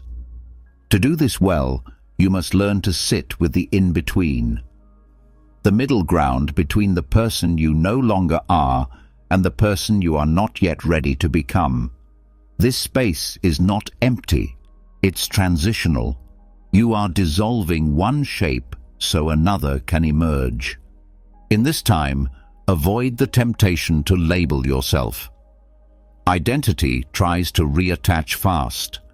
The ego hates undefined territory. You may feel the pull to declare a new title, to explain yourself, to reclaim certainty. But rushing into a new identity too quickly only builds another shell around fear. What's needed is patience. The body will also speak during this process. You may feel emotionally neutral one moment and deeply unsettled the next. That's part of the release. Stored emotions from the old self begin surfacing as the container they lived in breaks down. Let them move. Don't assign meaning to every wave. This is not regression. This is release. Create daily practices that support disintegration. Silence is one of the strongest tools. Give yourself moments each day where no input is coming in, no screens, no sound, no problem solving, just breath, stillness, and space. This allows the nervous system to recalibrate. It teaches you that presence does not require definition. Another useful practice is grounding in the body. When identity begins to shed, the mind looks for something to hold. Let that be your breath. Let that be your physical senses. Feel your feet on the ground. Track your inhale and exhale. Touch objects with attention. This reconnects you with what is real when old mental structures are falling away. You may also notice changes in how you relate to others. When your identity shifts, the dynamics you had with people begin to dissolve too. Some relationships will adapt, others will drift. Let this happen without force. Trying to hold on to what was while you're becoming something new only delays your integration. The Stoics believed that clinging is the root of distress. What needs to fall away must. One of the most uncomfortable parts of disintegration is the absence of motivation. You may feel directionless. This is not failure. This is rest. This is your system pulling energy back from roles that are no longer being funded. Your job in this phase is not to chase inspiration. It's to allow old identities to fully leave. You can support this by writing goodbye letters to the roles you're releasing. Speak directly to the part of you that always had to perform, or fix, or please. Thank it for its service. Name what it did for you, then release it with intention. You don't need to become cold or detached. You just need to acknowledge what no longer belongs. The mind may also begin grieving lost versions of you. This can be surprising. You may feel sadness or nostalgia for the self you've outgrown. Not because you want to go back, but because that self carried you through difficult terrain. It deserves to be honored, not erased. Disintegration doesn't require disrespect. It requires witnessing. During this period, simplify everything you can. Overcommitment confuses the nervous system. Pull back from extra obligations. Say no more often. Create margin around your decisions. Give yourself fewer things to hold so that the deeper process can happen without being rushed. This isn't about isolation. It's about intentional reduction. You may also experience changes in memory. As you release identity layers, the events tied to them may feel distant. You may recall them with less emotion or question if they still define you. This is a sign of healthy disconnection. You're not erasing the past, you're removing it from the present. Structure helps guide you through. Use routines that don't depend on performance. Wake up at the same time. Move your body with care. Prepare meals with attention. Anchor your day to simple actions. These quiet rhythms give your nervous system a pattern while your identity reorganizes itself internally. Disintegration also includes shedding the emotional language you once used to describe yourself. If you built a personality around being anxious, overwhelmed, or angry, those patterns may begin to loosen. This can be disorienting. You may ask yourself, who am I without that? The answer isn't immediate, it's emerging. Let this emergence be slow. You don't need to name the new self yet. You don't need a mission statement. You need truth.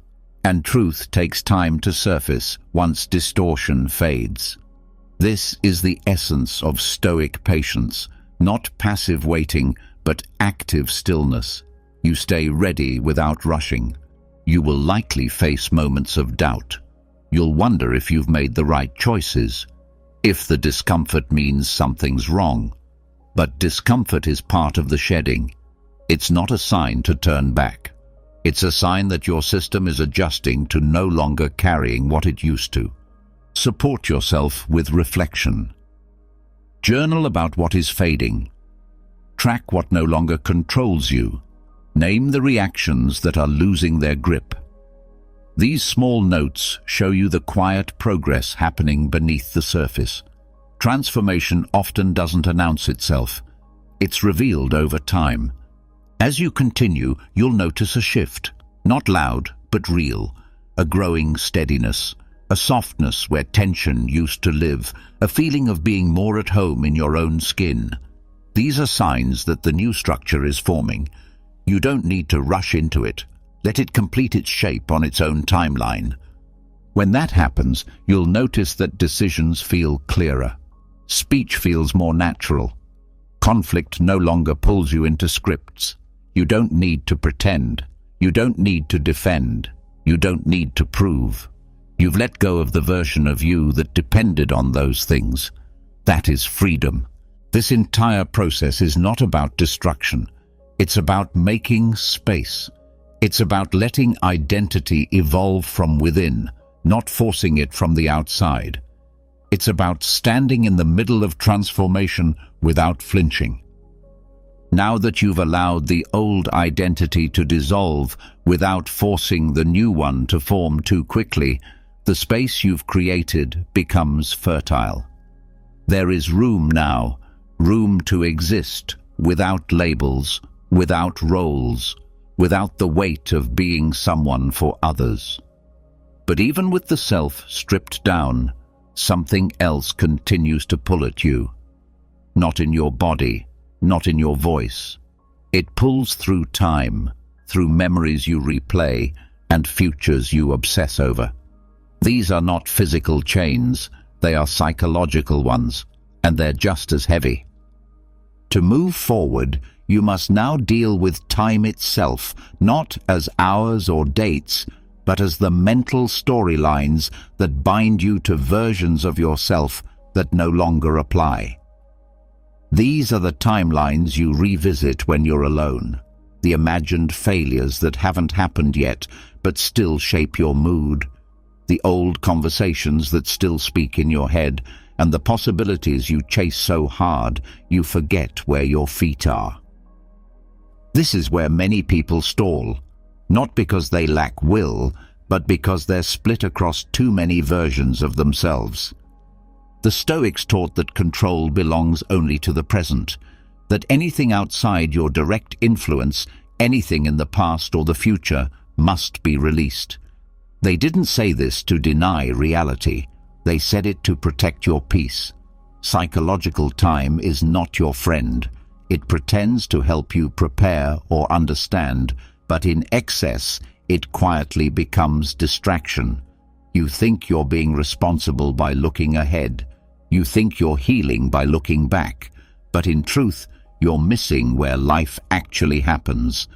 A temporal detox begins by recognizing the noise that past and future bring into your current state.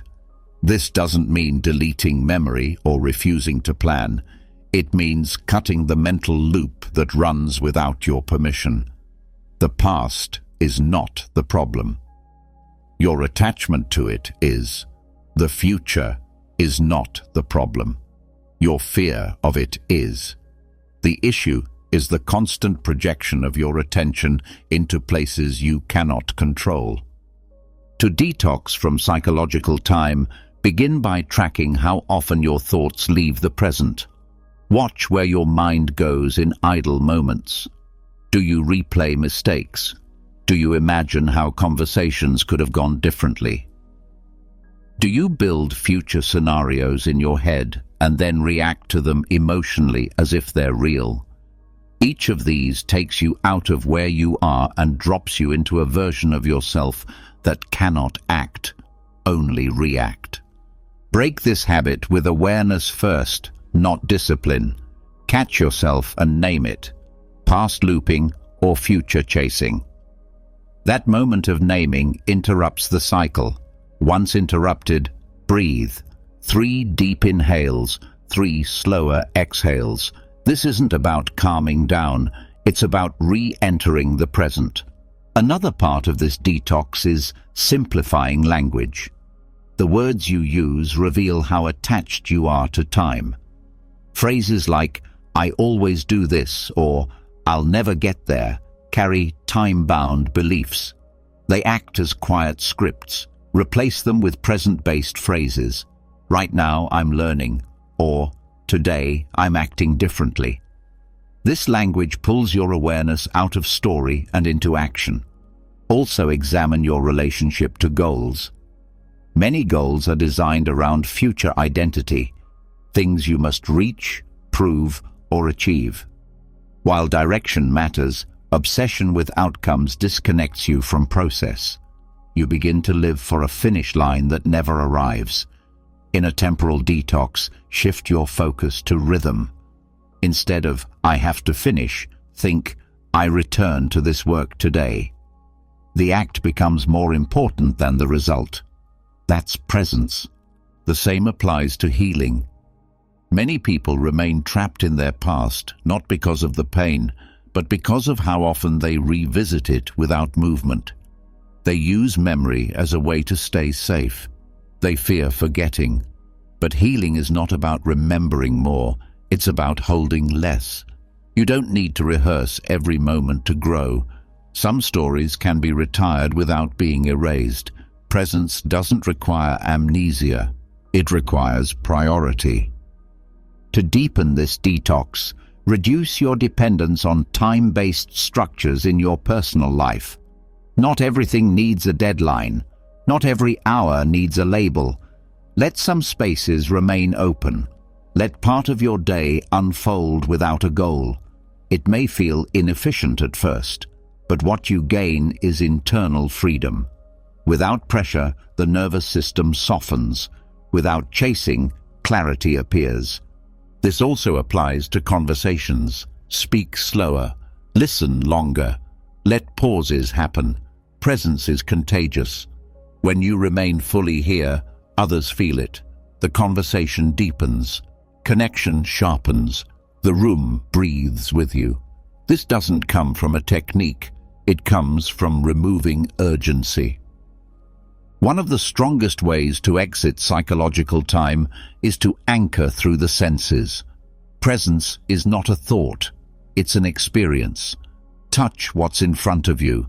Taste fully. Hear the room. Notice your breathing. The more sensory feedback you give your system, the harder it is to drift into timelines that don't exist.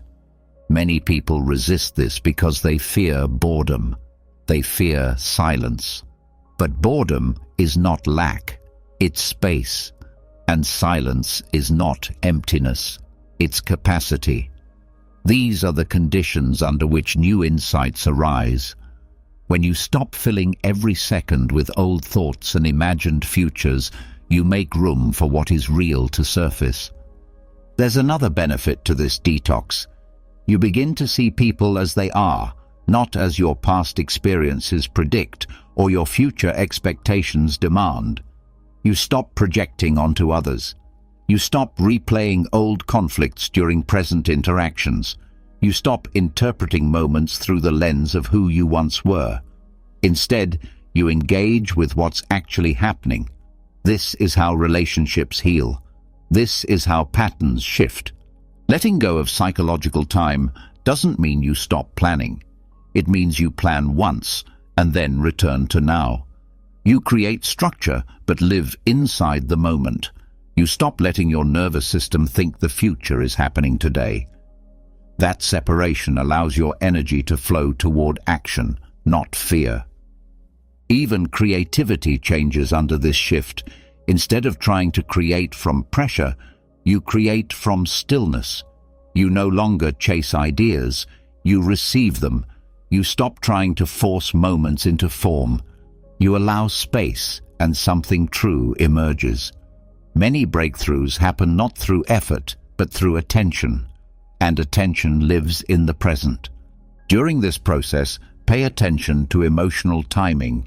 Many feelings you experience are not about what's happening. They are echoes from past time frames or worries about what's ahead.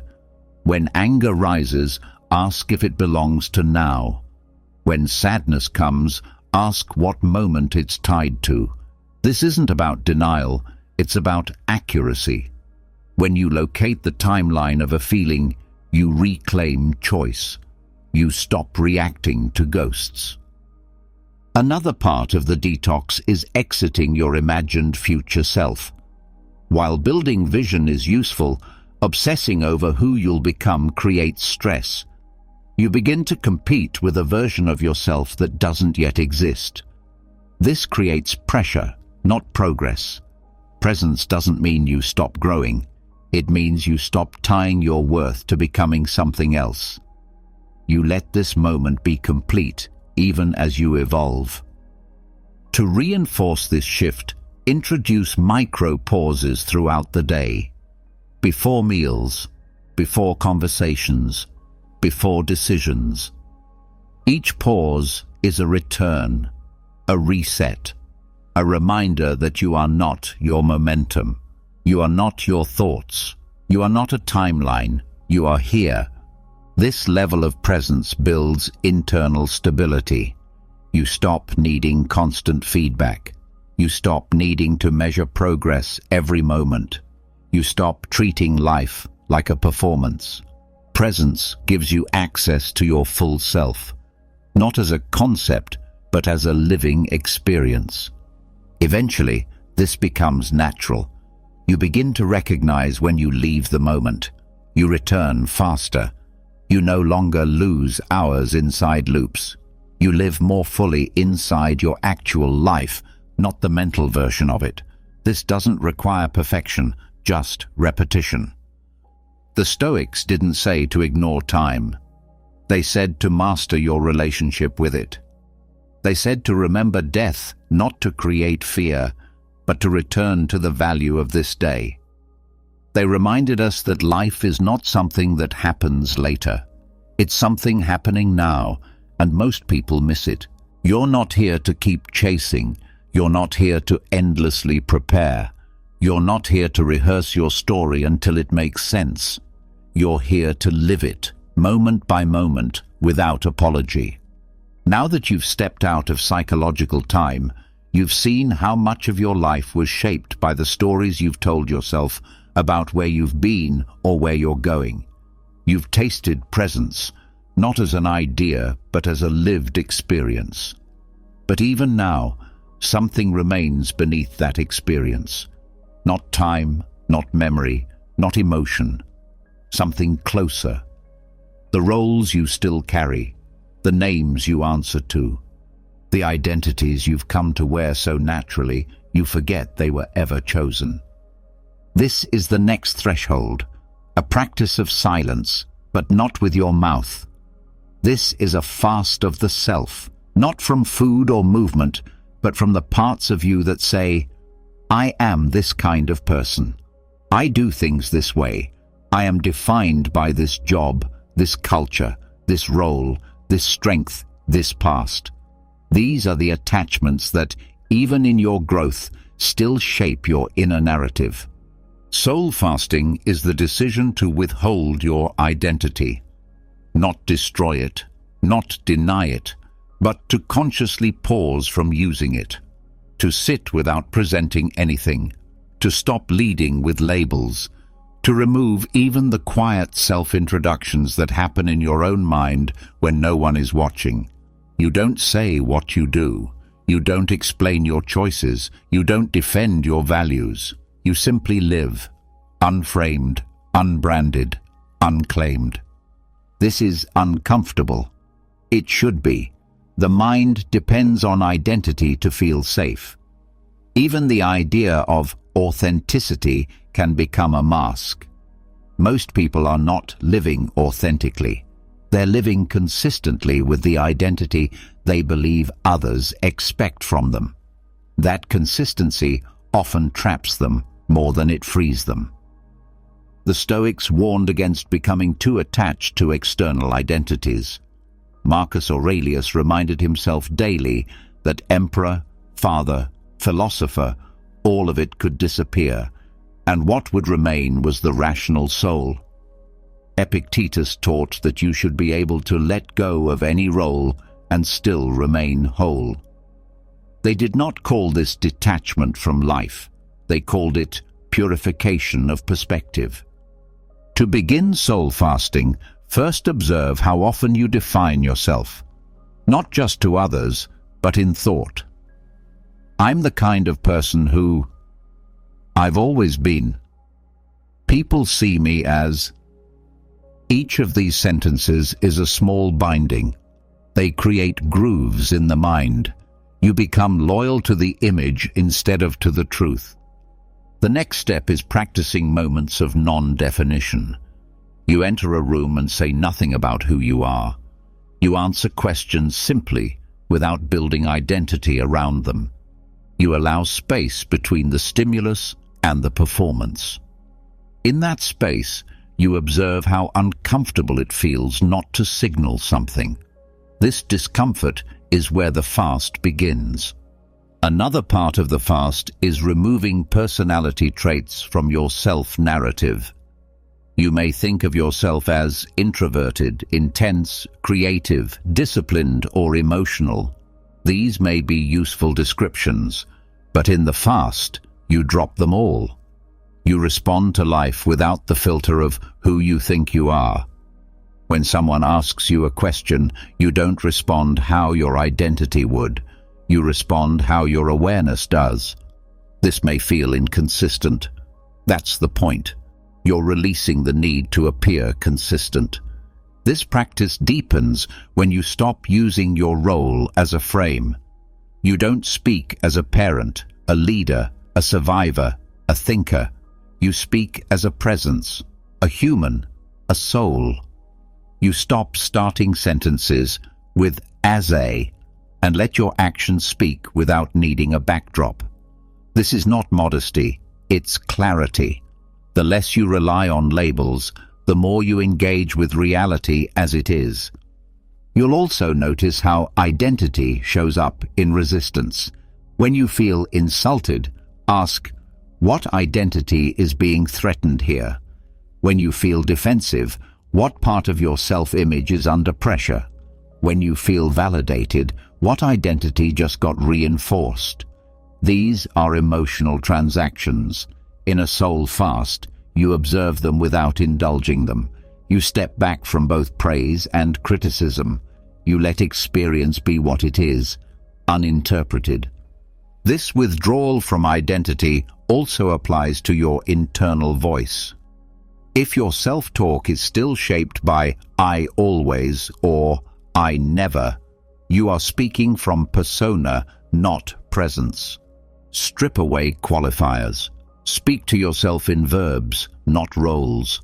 Not "I'm bad at this," but "this didn't work today." Not "I'm not a people person," but "that interaction felt draining." It's subtle, but it's liberating. Soul fasting also requires releasing relational expectations. You let go of being the funny one, the strong one, the peacemaker, the guide.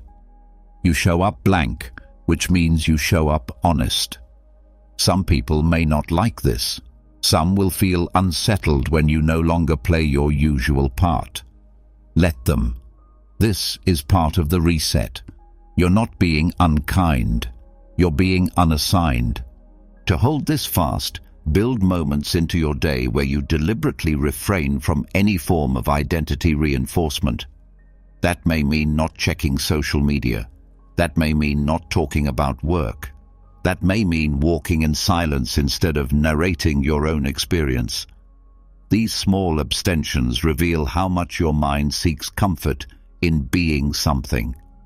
Eventually, you'll notice that when you remove identity scaffolding, what remains is not emptiness, it's openness.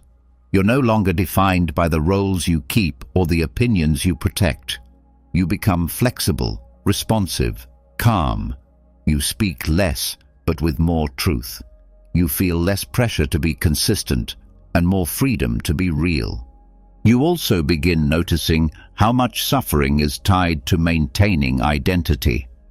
The fear of being misunderstood, the anxiety of changing your mind, the exhaustion of holding a persona together.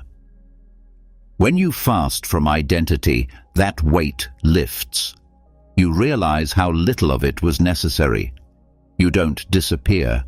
You become lighter. This practice doesn't mean you stop caring or stop acting. You still show up. You still do your work. You still love, give, and lead. But now you do it without carrying the idea of yourself on your back. You move without dragging an image behind you. That is freedom, not absence of action, but absence of pretense. Eventually, the fast shifts your baseline. You stop needing to explain yourself. You stop correcting how others see you. You no longer chase reflection. You let your presence speak for itself. And when identity is needed, for legal, social, or practical reasons, you wear it lightly. You no longer confuse the mask with the face. This is where true authenticity begins, not in declaring who you are, but in dropping the need to declare anything at all. You walk into life without the armor of definition. You let each moment call forth the self it requires. You stop controlling your expression. You start trusting your essence. Now that you've loosened your grip on identity itself, a different kind of silence arrives. Not the silence of stillness, but the silence of absence, the temporary quiet that follows when all your usual roles and traits are paused. That stillness reveals what you've carried without knowing. Not just beliefs, not just habits, but versions of yourself left behind. Not buried, not healed, just waiting. They live in unfinished sentences, unprocessed memories, unspoken regrets.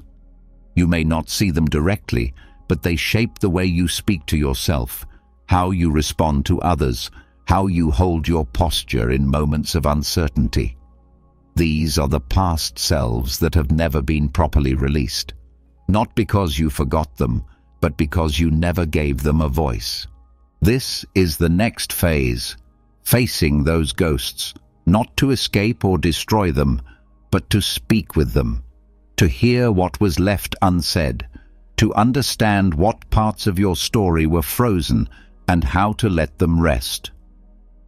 The practice is not mystical, it's grounded, it's clear, it's written.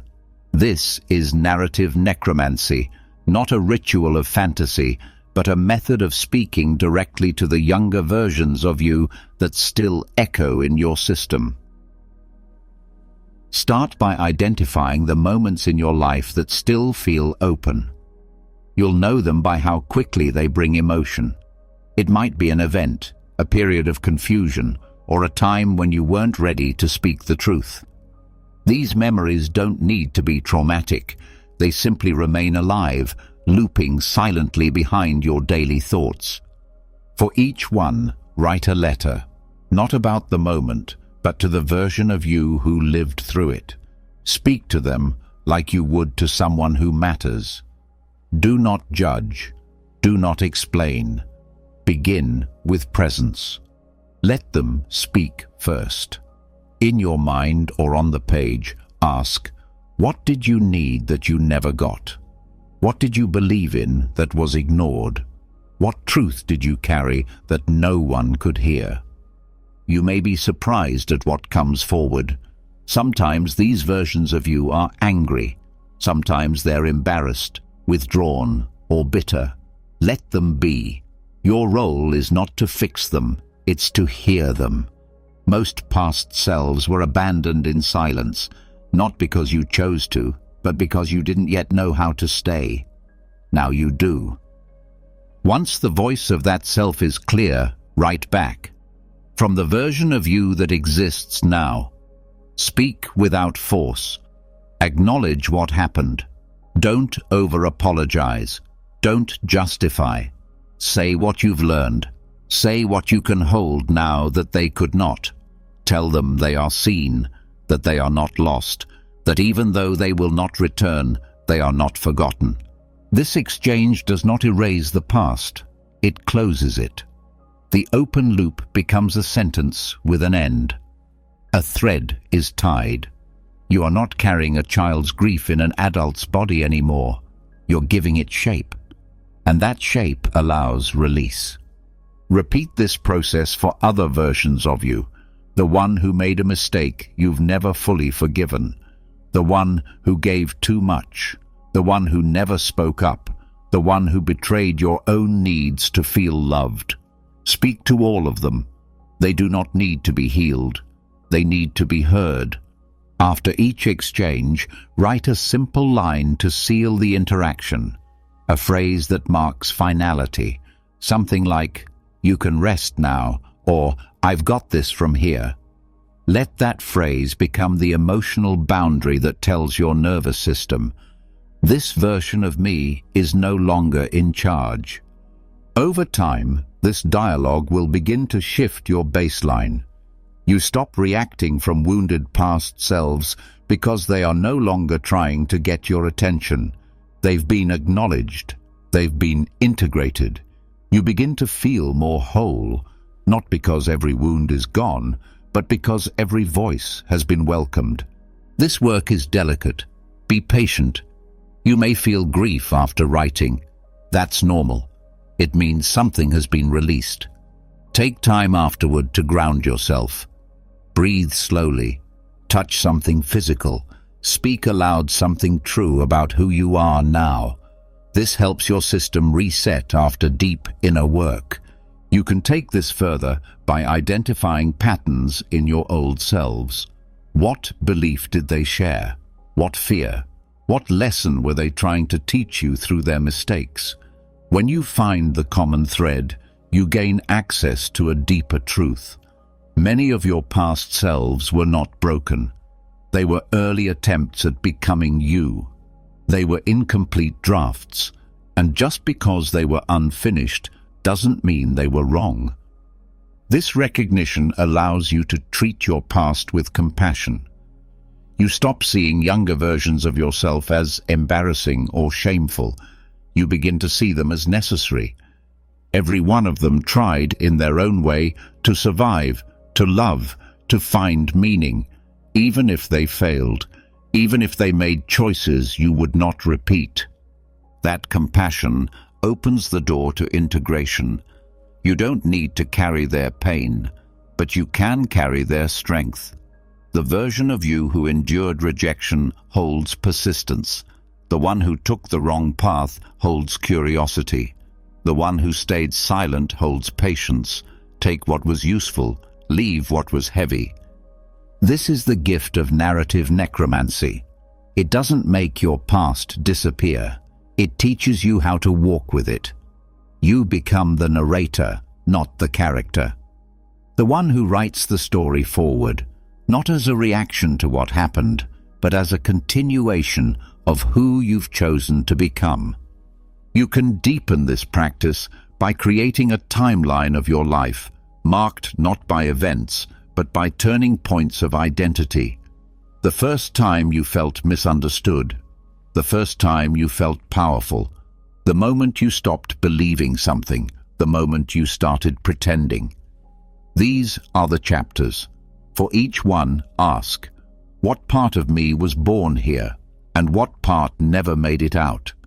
When you identify these moments, create a visual symbol for each, an object, a drawing, a phrase, not to decorate your space, but to remind your mind, I have lived many lives, and I am not any one of them. This reorients your sense of self.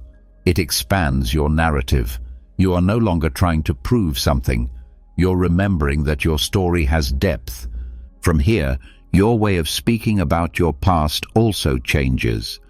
You stop saying, that's just who I was. You start saying, that was a version of me learning something I hadn't learned yet. That shift removes judgment. It builds maturity. You begin to treat yourself like someone you're still getting to know, not someone you need to defend or explain. In relationships, this process helps you show up more clearly. You stop reacting from the pain of a version of you that didn't feel seen. You stop projecting old needs onto new people. You start responding from your current clarity. And when triggers arise, you can say, this isn't about you. This is a part of me I'm still speaking to. That level of self-awareness prevents unnecessary damage. It opens space for intimacy. Narrative necromancy isn't just inner work. It affects how you lead, how you love, how you listen. When you've made peace with your past selves, you stop needing others to validate you. You become the one who knows your story. You become the one who holds your truth. And when the time comes to let go of a part of yourself again, you don't fear it. You've done it before. You've spoken to the ghost. You've learned what they carried. You know how to say goodbye. Now that you've spoken to the parts of you that were waiting to be heard, a kind of wholeness begins to settle. Not loud, not triumphant, just steady. But even after these inner conversations, something else still fills the background. Not noise from others, not distractions from the world.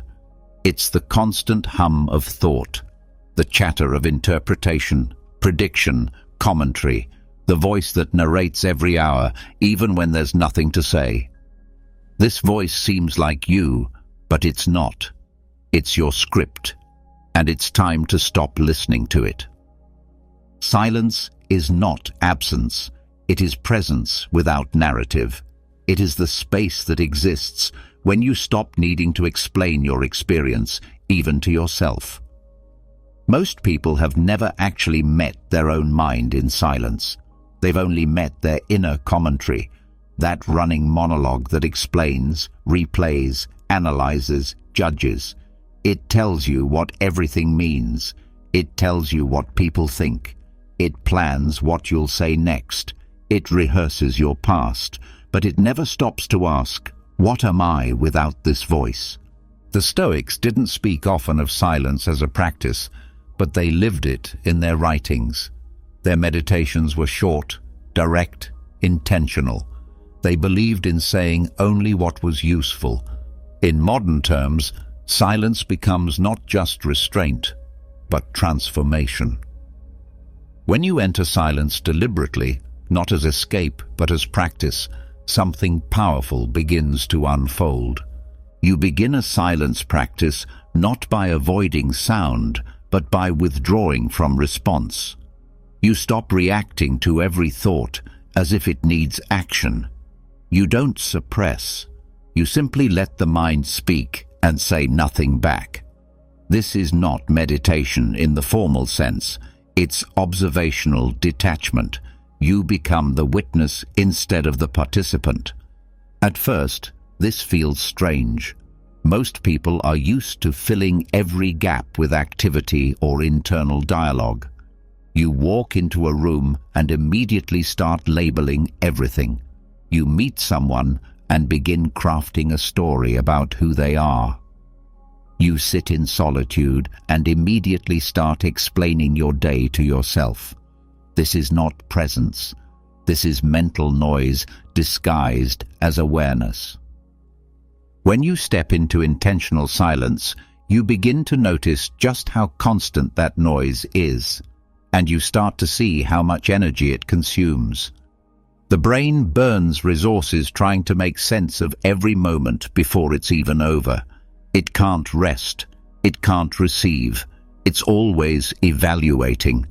Silence short-circuits that pattern.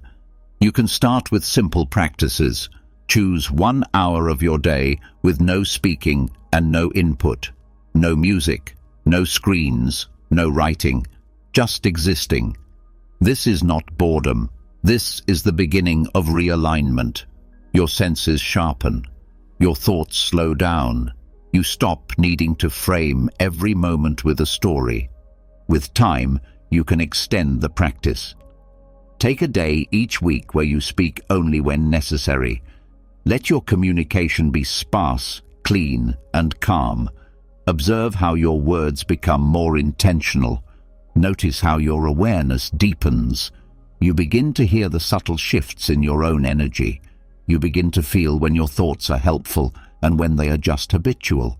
As you continue, longer periods of silence become not just possible, but welcome. Some people take retreats into full silence for days or weeks, not as a performance, but as a reset. These periods allow the deeper layers of internal noise to dissolve. You may notice unresolved thoughts surfacing. Let them. You're not there to solve anything. You're there to witness the unraveling. Silence also disrupts your identity loop. When you stop explaining who you are, even to yourself, the mental structure that holds your persona begins to soften. This can feel like confusion at first. You may think, if I'm not thinking constantly, how will I know what to do? But what emerges is clarity, not from thought, but from stillness. You stop reacting to memory. You start responding to reality. The nervous system responds well to silence. Without the need to track conversation or prepare for judgment, your body settles. The heart rate slows. Breathing deepens. You become more available to the present moment. This biological shift supports every layer of your transformation. It creates the conditions for integration. During this practice, avoid framing silence as a task. It is not something to achieve. It is not something to complete. It is a return to baseline. When you're silent, you are not doing less. You are undoing the excess. This is especially important in a world that values constant productivity. Silence is not laziness. It is clarity in motion. You'll notice that over time, your relationship to speech changes. You speak less, but with more weight. You listen more, not because you're trying to be polite, but because you're no longer waiting for your turn to speak. You begin to experience others without filtering their words through your personal lens. This opens space for empathy and understanding that wasn't accessible before. Silence also strengthens your inner authority. When you stop outsourcing your sense of reality to constant discussion, you build trust in your own experience. You no longer need to explain yourself to believe yourself. This is a quiet kind of power. It doesn't need validation. It holds presence. In silence, creativity also changes. Instead of trying to force ideas, you begin to receive them. You stop chasing clarity. It arrives on its own timeline. This shift improves your intuition. You begin to feel what's true without needing to process it verbally. That instinct sharpens your decisions, your direction, your presence. Another benefit is emotional regulation. When you sit in silence long enough, emotions surface, not because you're broken, because they've had no space to be felt without judgment. When you allow them to rise without speaking about them, you teach your system that it's safe to feel. That feeling doesn't require explanation. That healing doesn't require performance. To deepen this, create moments throughout your day to pause before speaking. Even one breath creates space. Ask yourself, is this necessary? Is this true? Is this mine to say? The answer may still be yes, but the pause rewires your response. It becomes a practice in discernment. You may also notice discomfort when others speak into your silence. They may try to fill the gap. They may misread your quiet as judgment, withdrawal, or distance. Let them. You're not silent for their comfort. You're silent for your integration. This is not passive resistance. It's active discipline. Over time, silence becomes your center. When things go wrong, you return to it. When things go well, you ground in it. When confusion rises, you settle into it. It becomes your internal home, and from that home, everything else becomes clearer. You stop reacting to every thought. You stop explaining your choices. You stop feeding the stories that want to keep you distracted. Instead, you live with deliberate presence, choosing words when they matter, choosing stillness when it heals. Eventually, you realize something rare. The person you've been trying to become isn't created through more input, more noise, or more striving. That person emerges through subtraction, through space, through silence. Not a hollow silence, a full one, the kind that's not empty, but whole. Silence has taught you how much noise was never necessary. You've touched the stillness that reveals what words often hide. But stillness alone doesn't undo years of unconscious motion. Even without speaking, the body continues its rehearsals. You wake the same way. You move in familiar patterns. You repeat without questioning, not because you choose to, but because your system is trained to. These are your habits, not just external behaviors, but deep, automatic responses. Routines so embedded in your nervous system that they no longer feel like choices. They feel like personality. They feel like reality, but they are not. They are scripts, and it's time to rewrite them. This is where habituation override begins, not by discipline, but by design. It's the deliberate interruption of what you think is normal, and not for novelty, but for freedom. The Stoics believed in reasoned action. They taught that what is habitual must be tested, and that what we do without thinking is often where our unfreedom lives. This process is not about becoming someone else. It's about making space for who you are beneath the repetition. The first step is awareness. Identify the routines that repeat without intention. Look at your mornings, your eating, your conversations, your posture, your language, your responses to tension, your energy cycles. Find the loops. Anything that happens the same way each day, especially when it no longer aligns with your chosen identity, becomes a point of leverage. Once you've named the loops, don't try to break them with force. That rarely works. Instead, interrupt them gently, but completely. You don't change the habit. You break the setting that enables it. For example, if you always check your phone first thing, you don't just say, "I'll stop." You charge it in another room. You design your space to make the old loop inaccessible. If you overeat when anxious, you don't rely on willpower. You change the sensory cues. Different plates, different environment, different input. Habituation, override, starts in the environment.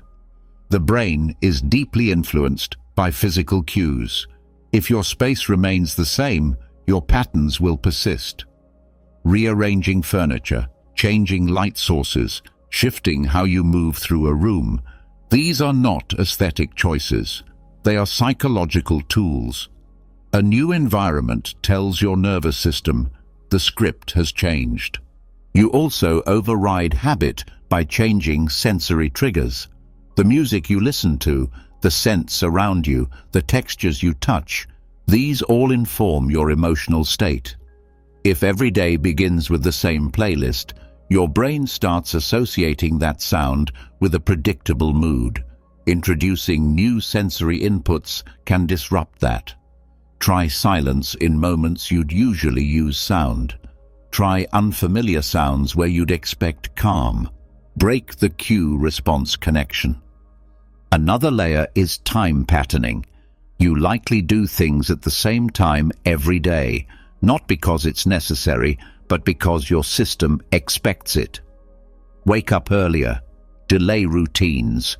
Change the sequence of your actions. If you always exercise after coffee, switch the order. If you always journal at night, try first thing in the morning. The goal is to unhook behavior from autopilot. This interruption process also applies to social loops.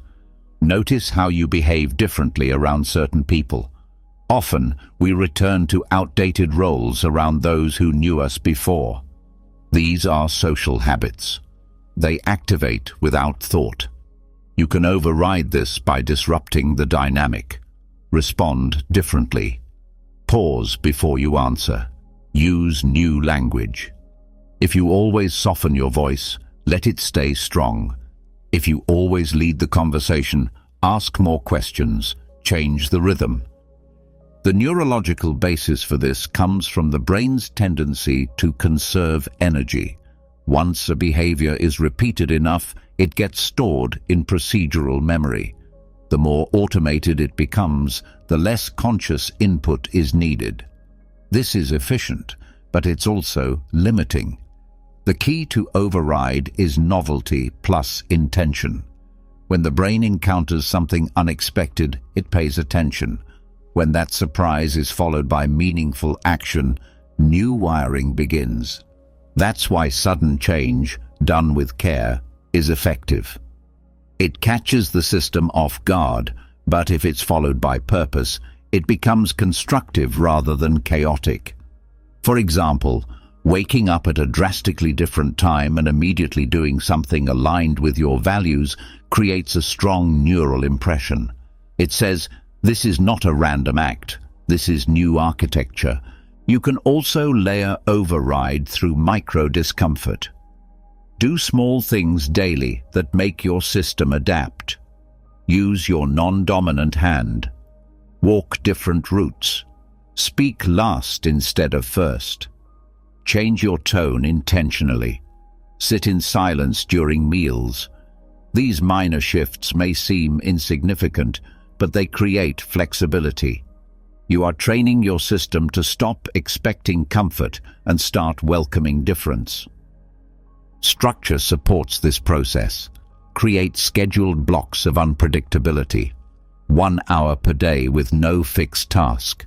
Use that time to respond to your environment in a new way. Let your actions be directed by what you feel internally, not by what the routine demands. Over time, this builds internal listening. It teaches your nervous system to be adaptive, not reactive. One of the most powerful override tools is the pattern break ritual. This is a short, symbolic action done daily to mark that you are not repeating. It might be lighting a candle and breathing for 1 minute before starting your work. It might be washing your face with cold water at an unusual time. The action itself doesn't matter. What matters is that it signals the end of autopilot. It tells your body, we're starting from presence, not memory. Social accountability can also help. Share one habit you are disrupting with someone you trust, not for approval, but for reflection. When someone else knows you are changing something, your attention sharpens. You feel observed, not in judgment, but in awareness. This keeps the override alive past the initial spark. Over time, the goal is not to destroy all habits. Some routines are supportive. The goal is to make none of them unconscious.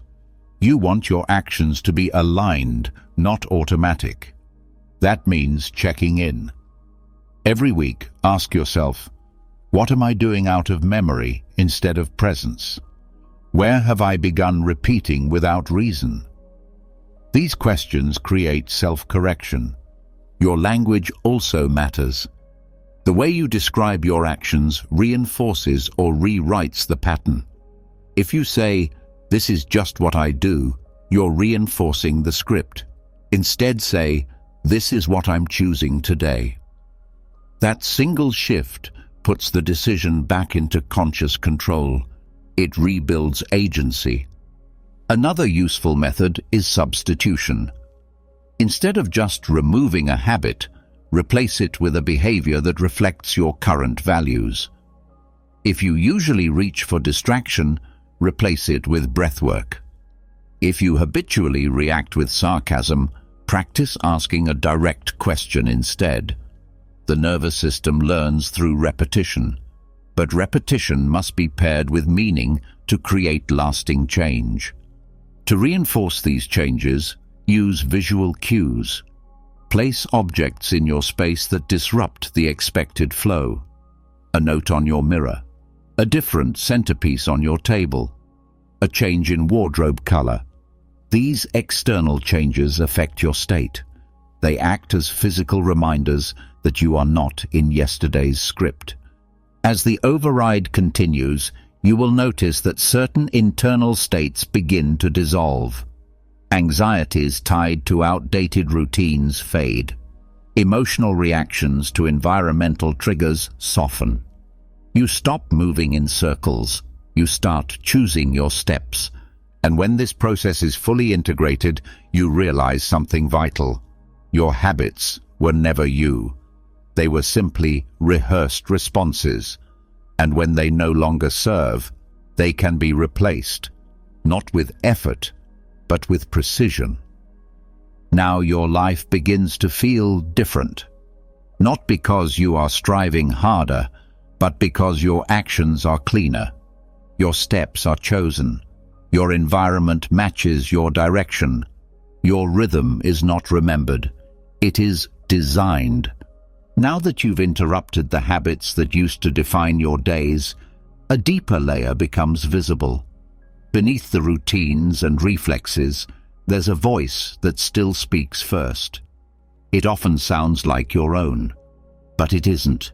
It's older, sharper, less forgiving. It shows up in how you respond when you make a mistake, when you hesitate, when you're not sure what comes next. It sounds like criticism, pressure, fear, urgency. It tells you to prove something. It warns you not to fall behind. It reminds you of what happens if you fail. That voice did not start with you. It was given to you, installed slowly, over time, through repetition, through authority, through the way people in power handled your vulnerability. And even now, despite everything you've let go of, if that voice still runs the show, your foundation is not yet free. Metaphysical reparenting is not a metaphor. It's a shift in internal leadership. It's the conscious removal of the authority you internalized during your formative years.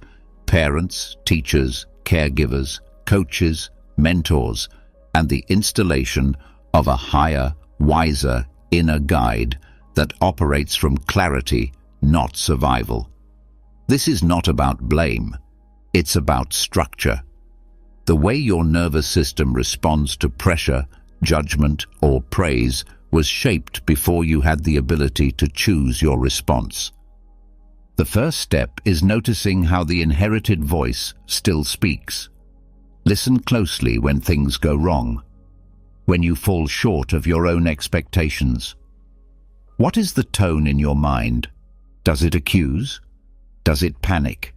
Does it withdraw love? That tone is not instinct. It is programming.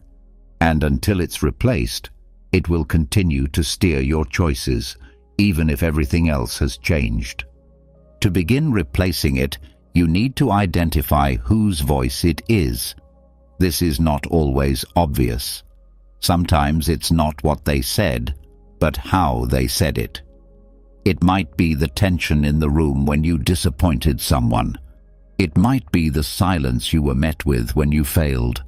These moments built a framework in your body, not just intellectually but neurologically. Your nervous system adapted to the shape of their approval. Write down the phrases you still hear in your own self-talk that do not match your values. Things like, "That's not good enough," or "You'll mess this up," or "Don't make them angry." Trace them. Who first taught you that? Where did that fear begin? What part of your life still carries it? Then write a response. Not a fight, a correction, a replacement. This new voice is not louder. It's clearer. It doesn't over-explain. It doesn't scold. It grounds. It restores. It leads.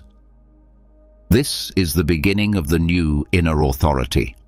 From here, begin developing this new internal guide, not as a fantasy version of yourself, but as a functional presence.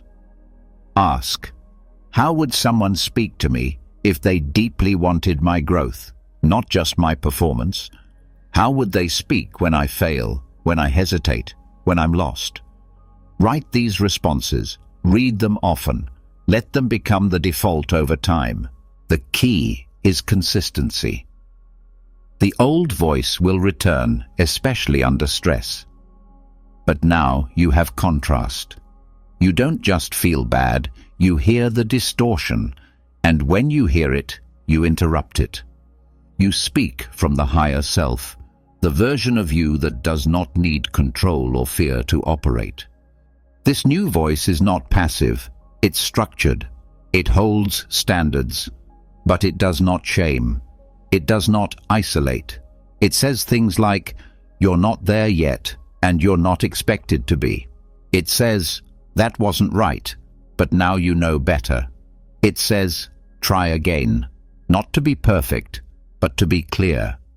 Over time, your system begins to trust this tone. Your muscles relax. Your breath deepens. You stop flinching at your own reflection. Another step is choosing language that reinforces the guide. Avoid phrases rooted in punishment or threat.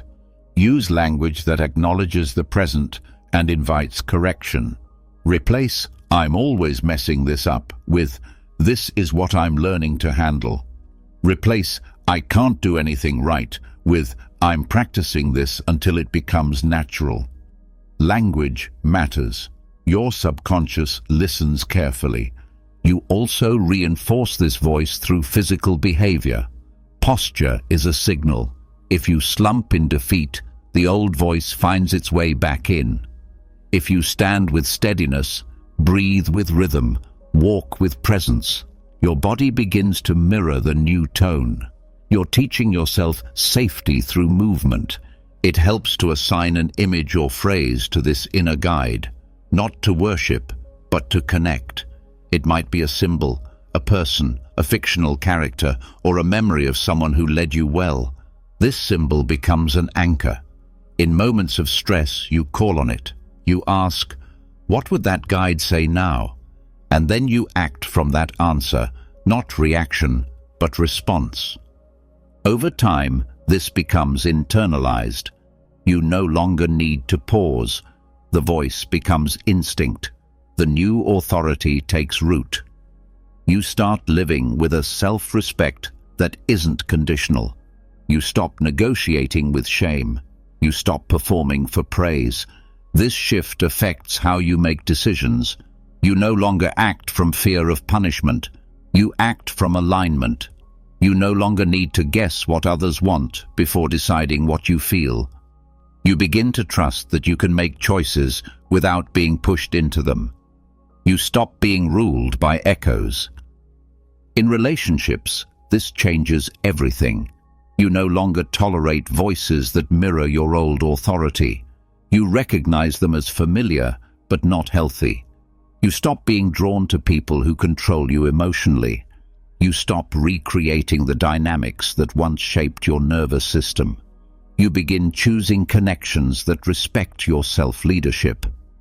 This reparenting process also includes boundaries. The new voice doesn't only speak internally, it acts. It says no when needed. It exits conversations that harm. It names the truth when silence would be easier, not because it's trying to win, but because it no longer bends to outdated authority. For some, this process includes speaking directly to the original source, not always in person, but in writing, in memory. You say what wasn't said. You name the damage. You also name what you've reclaimed. You don't need permission. You don't need agreement. You only need to stand in truth. It's important to understand that this is not a rejection of those who shaped you. It's a restructuring. You're not discarding people. You're rebalancing the influence they have on your internal world. That's maturity, not rebellion. To keep this integration alive, practice a daily dialogue. Each morning or night, ask the inner guide, what do I need to hear today? What do I need to remember? What do I need to release? Let the answers be brief and honest. Write them down. Let that voice become the one you return to. Eventually, this becomes your compass. Not a voice you summon, but a state you live from. You act from the part of you that sees clearly, loves deeply, and leads wisely. The internal noise fades. The pressure to prove softens. The tendency to collapse into self-judgment disappears. Now that the inner voice has been reclaimed and reshaped into something stable, grounded, and guiding, you've taken back authority over your internal world. You're no longer following borrowed scripts. You're no longer reacting to echoes. You are responding to life from a place that wasn't available before. But even now, one more layer needs to be addressed. The space you move through daily, the world around you, the interactions you allow, the noise that returns the moment you reconnect with everything you just outgrew. This is the next step, stepping away, not to disappear, but to re-enter as someone new. Strategic exile is not rejection of the world. It is conscious separation from it. You do not leave out of bitterness.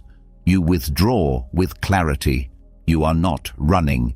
You are stepping outside to see clearly, to observe who you are without the pressure to perform, without the digital algorithms that mirror your old self, without the roles and responsibilities that pull you back before you're ready. Exile is about protection. Growth needs silence and stillness to take hold. A seed cannot take root in shifting soil. When you're constantly exposed to conversations, comparisons, and obligations, it becomes almost impossible to build identity on your terms. Stepping away creates the space needed to reinforce everything you've been changing. Begin by designing the withdrawal. This is not about cutting everyone off or deleting everything. It's about choosing distance with structure. Decide what you will step away from. Social media, group chats, events, opinions, old circles. Choose a time frame. Make it non-negotiable. This isn't a detox. It's a rite of separation. During this time, shift your focus to internal listening. Reflect, not as a performance, but as observation.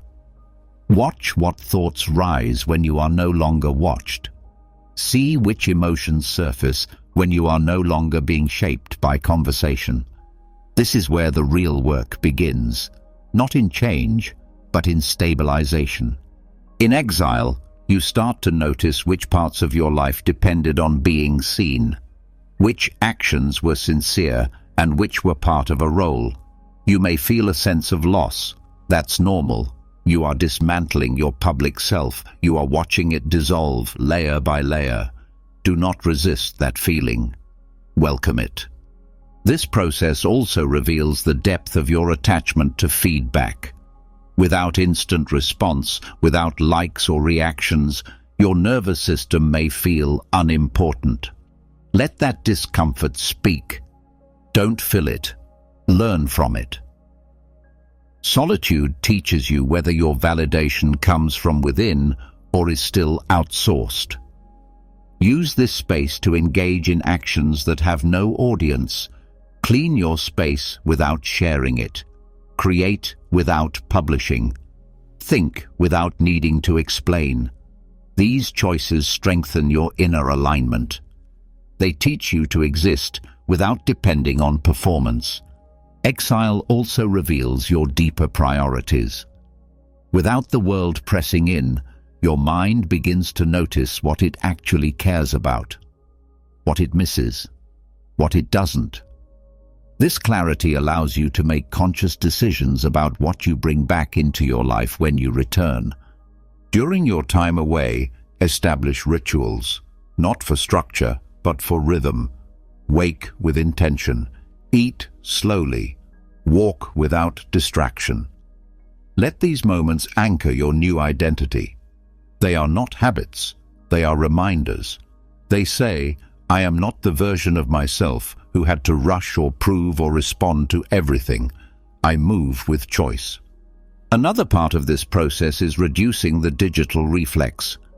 Most people reach for their phone as a nervous tick, not a need. Remove the temptation.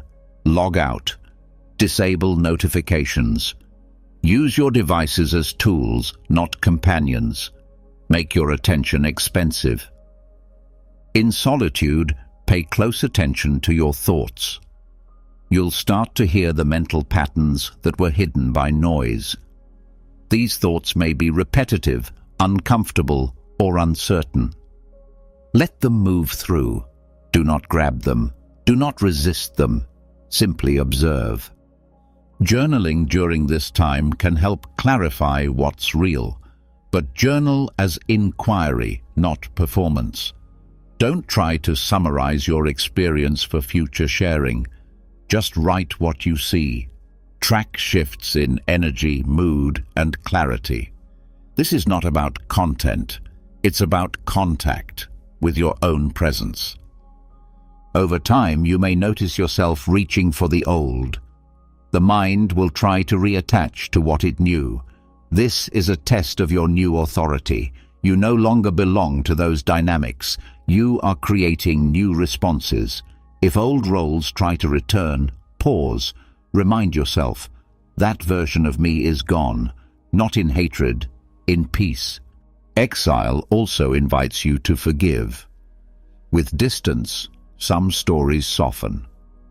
You start to see people with more compassion, or you begin to see where you no longer need to hold connection. Let clarity guide your next steps, not emotion, not guilt, just alignment. As the end of your exile approaches, begin designing your return. Choose what comes back into your life. Not everything deserves to follow you.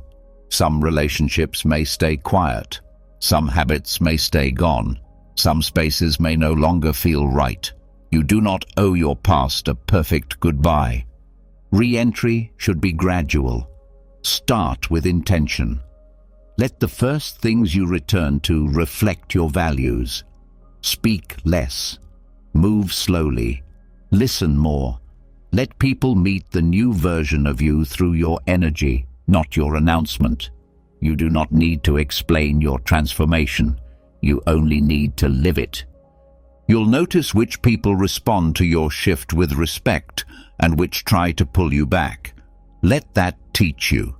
Your return is not about rejoining the noise. It's about creating a life that matches your inner work.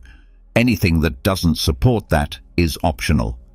Exile and return is not a one-time process. You may step away often.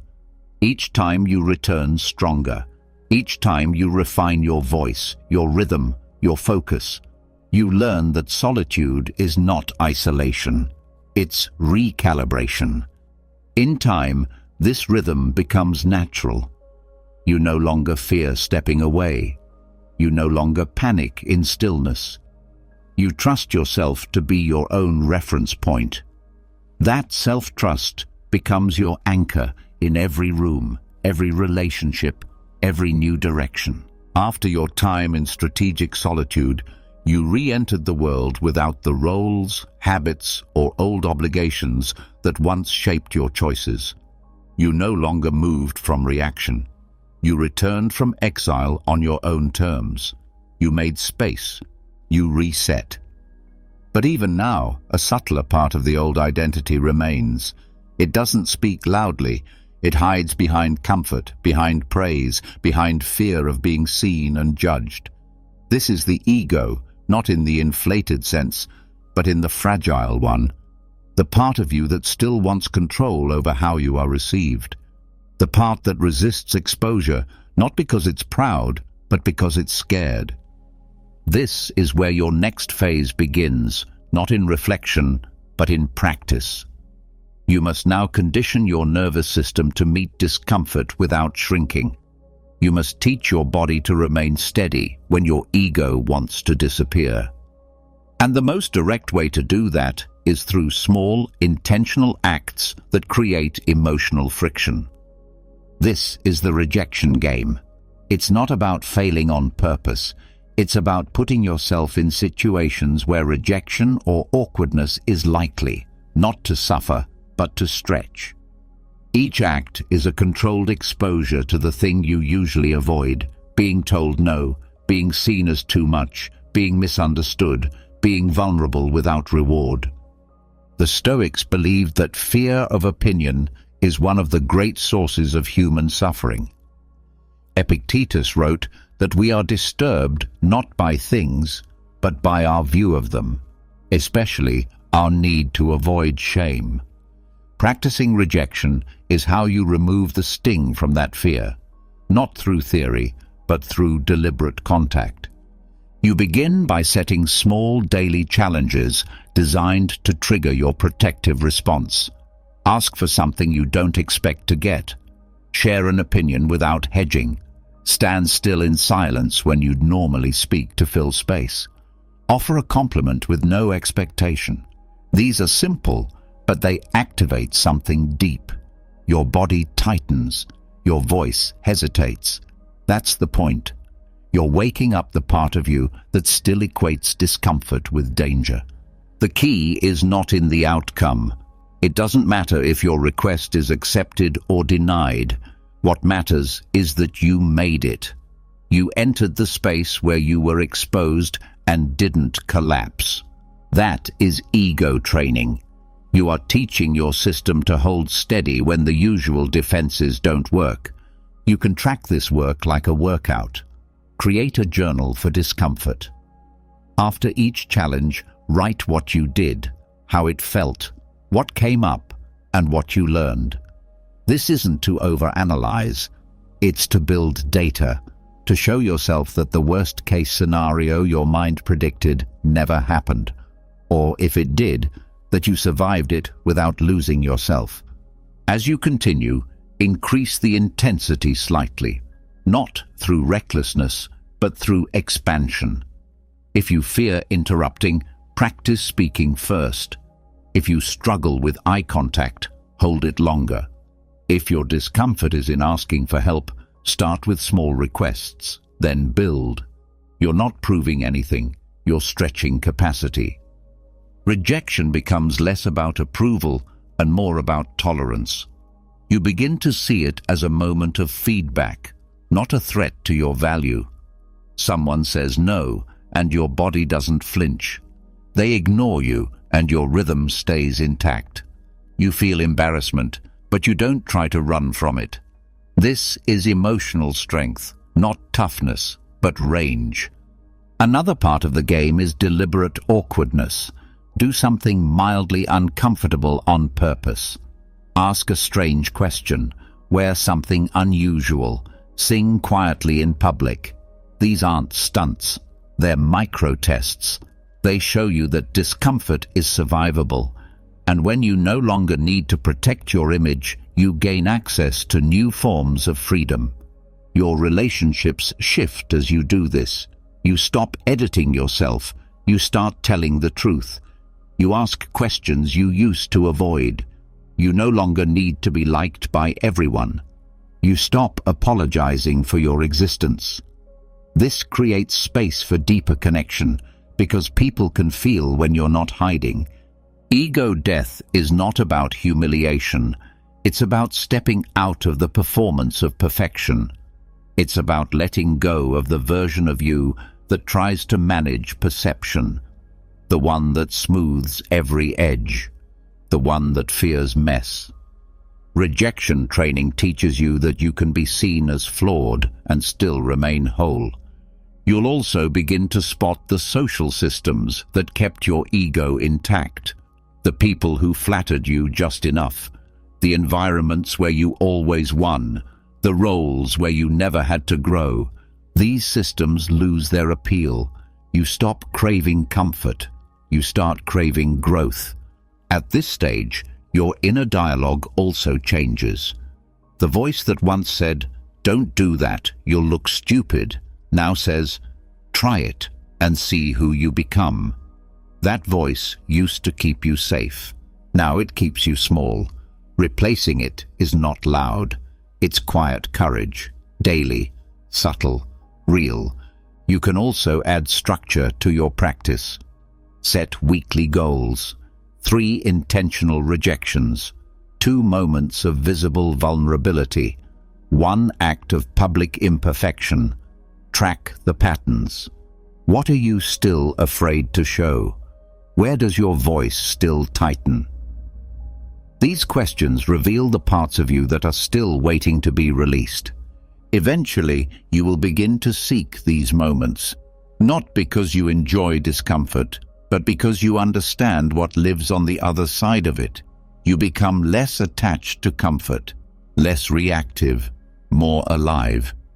Your nervous system begins to see the unknown not as threat, but as possibility. You stop rehearsing life, you live it.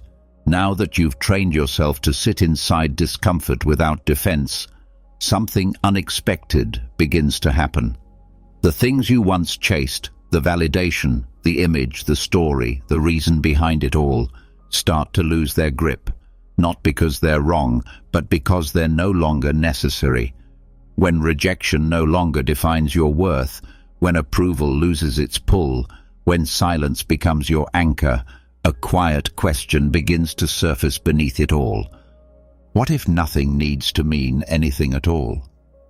This is where spiritual nihilism enters, not as despair, but as freedom. It is the temporary release of all assigned meaning. The conscious decision to drop the constant need for things to have a purpose, to fit into a narrative, to lead somewhere grand. It is not giving up, it is letting go. Most people are taught that meaning is what gives life structure, that you must find your purpose, define your values, identify your mission. But when those meanings are built on inherited beliefs, unconscious fears, or social conditioning, they become a prison disguised as purpose. You live not from truth, but from attachment. And when those meanings break down, as they always do, you feel lost, not because you are, but because the structure you leaned on was hollow. The practice of spiritual nihilism begins by pausing the entire search. You stop asking why. You stop needing answers. You stop framing your experiences as part of a larger story. You simply let them be. A conversation doesn't need to lead anywhere. A moment of sadness doesn't need to be explained. A success doesn't need to be labeled as growth. It just is. This detachment reveals what most of your meaning-making has been trying to protect. A self-concept that needed reinforcement. You created meaning to feel secure, to feel significant, to avoid uncertainty. But real peace, doesn't come from constructing elaborate systems of identity. It comes from being able to exist without them. Letting go of meaning doesn't make you cold, it makes you honest. You begin to see how much pressure you've placed on moments that were never meant to carry it. You stop demanding that life teach you something every time it hurts. You stop turning every connection into destiny. You stop needing everything to make sense. You stop interpreting every emotion as a signal to be decoded. Instead, you begin to experience life without filter. You don't reduce it to language. You don't force it into structure. You let experience arise and pass without placing it on a scale of significance. You walk, breathe, eat, rest, not as part of a plan, but because these things are what this moment offers. This isn't detachment from reality. It's presence without narrative. And from that place, something changes. You stop fearing loss. You stop clinging to identity. You stop needing to be seen a certain way. You become more available to life, to others, to truth. It also shifts your relationship to time. If nothing needs to lead anywhere, then now becomes enough. You don't rush to the next task for a reward. You don't revisit the past looking for patterns. You exist inside the day as it is, without asking it to mean more than it does. That simplicity is clarity. In practice, this can look like moving through a full day without assigning significance to anything you do. You wake, move, act. Not because it proves anything, not because it adds up to something, but because it's what's here. You drop the internal dialogue that says, "This means I'm evolving," or "This shows I'm falling behind." You simply live. This also applies to your spiritual life. Many people take comfort in belief systems that explain everything, that assign value to every pain, every outcome. But sometimes those systems become more about control than connection. In spiritual nihilism, you let even that go. You say, maybe there is no reason, maybe there is no higher order, maybe this is just what is. And in that release, you stop resisting what is real. You allow life to be raw, uncurated, unjustified. You find rest not in faith, but in presence, not in answers, but in awareness. This temporary state is not permanent emptiness. It is cleansing, a dissolving of the old scaffolding. It's the mental equivalent of emptying a room before you rebuild. You do not stay here forever, but while you're here, you discover that your fear of meaninglessness was really fear of identity loss. And when that fear dissolves, space opens. In that space, you begin to trust experience directly. Not because it confirms something you already believe, not because it fulfills your expectation, but because it's happening and you are with it, fully, without filter. This changes how you connect. You stop trying to define your relationships. You stop asking where it's going, what it means, who you are in it. You just show up, and in doing so, you stop projecting roles onto others. You stop using connection as validation. You stop needing people to serve your story. They simply exist beside you in shared experience. This state also reveals how often meaning has been used as avoidance. When something feels difficult, we try to give it purpose to make it easier. But pain doesn't need a reason to be real. It doesn't need to justify itself to be valid. When you allow discomfort to exist without trying to explain it, your capacity to feel expands. You're no longer managing your emotional life. You're living it. Over time, you'll see how much meaning was imposed, not chosen. You were told what matters. You were taught what success looks like. You inherited timelines, definitions, rules. In this space of meaninglessness, you see them for what they are, tools, not truths. You stop following them blindly. You stop resisting them violently. You let them fall apart, and in their place, you stand. Neutral, aware, whole. When meaning no longer controls you, you're finally free to create something true. Not from fear, not from urgency, but from stillness. You can begin to shape a new story, but now you know it's a story. You're not trapped in it. You're the one telling it.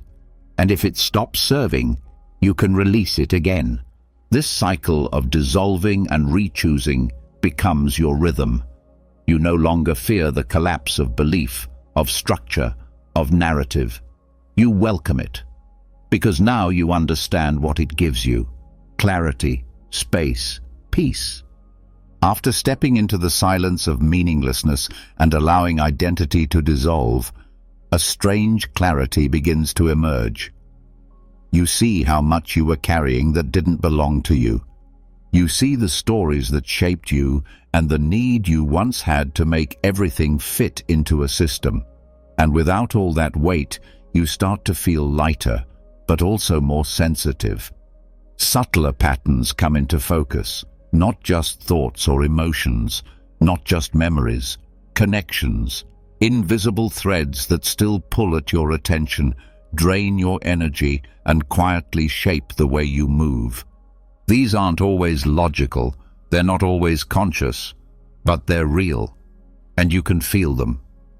This is where the work turns inward again, into the spaces most people never name, into the energetic residue of relationships, places, and events that continue to live inside you, even though they're no longer physically present. These are the ties that keep the old version of you alive, the chords you didn't mean to keep intact, the echoes that replay not through words, but through sensation. Psychic hygiene is not mysticism. It's maintenance. Just like the body needs rest, just like the mind needs silence, your energetic system needs clearing. Because without it, you remain bound to identities that no longer serve you. Not because you want to be, but because you haven't let go all the way. Begin by sensing where your energy still lives outside of you. When you think of certain people, do you feel tightness, pull, confusion? When you remember certain spaces, does your breath change? Do you feel a shift in your body, even if the memory is faint? These are signs of attachment. You don't need to believe in energy to notice this. You only need to pay attention to how your system responds. Once identified, write down a list. Not to judge, not to solve, just to name. Who still holds part of your energy? Who still lives in your nervous system? It could be someone from a decade ago. It could be a place you haven't returned to. It could be a conversation you thought you forgot. What matters is how your body responds, not your mind. Then go one by one. Bring each connection to mind and speak aloud or write down a statement of detachment, something simple and direct. For example, I release my energy from this person. I no longer carry what is not mine.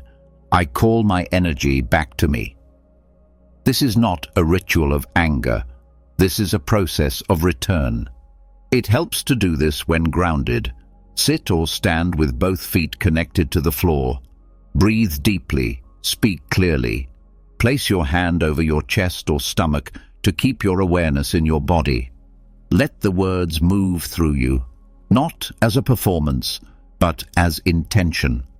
In some cases, you'll feel nothing. In others, you may feel a wave of emotion, grief, anger, relief. Let it pass. Don't assign meaning.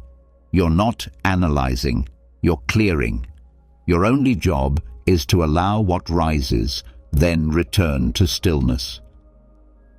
Physical movement also supports this process. Shaking, stretching, or cold showers can help release what the body is holding. Energy often clings to muscle tension, posture, and breath patterns. Movement, creates an exit path. Use it. Another part of psychic hygiene is cleaning your environment. Some objects carry weight: clothes from old roles, gifts from people you've detached from, items connected to outdated identities. You don't need to throw everything away, but you must decide what still serves. Ask, does this reflect who I am becoming? If not, let it go. Donate it, repurpose it, burn it if needed. This is not symbolic, it's practical. You're removing anchors. Be aware of digital attachments too. Old messages, photos, emails, accounts, online spaces that you no longer align with but continue to scroll through. These are portals that pull you into past versions of yourself. Close them. Archive. Delete. Mute. Not as avoidance, but as closure. Energetic detachment also includes setting new boundaries. If certain relationships continue to pull at your energy, not through direct harm, but through unresolved dynamics, consider distance, not punishment. Clarity. You are allowed to protect your focus even from familiar people, especially from them. Part of this work is emotional honesty. If someone comes to mind over and over and you've already ended the relationship, ask yourself what you're still holding. Is it resentment? Guilt? Hope? Speak to it. Name it. Then let it move. You don't need to resolve everything. You need to stop carrying what won't change. This work isn't only about removal, it's also about restoration. After detaching, spend time calling your energy back. Sit quietly and say, I call back my attention, my presence, my power. I let go of what is not mine. I stand in what is. Repeat this often, not for magic, for alignment. You'll begin to notice shifts. You'll feel less scattered, more whole, more rooted. People may sense it too. You'll be harder to read, not because you're hiding, but because you're no longer leaking. Your boundaries will feel stronger even if you never speak them. Your presence will feel heavier, calmer, more complete.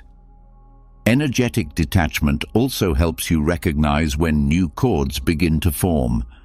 You'll feel it when someone's influence begins to reshape your decisions, when your thoughts start echoing their tone, when your behavior bends to fit their comfort.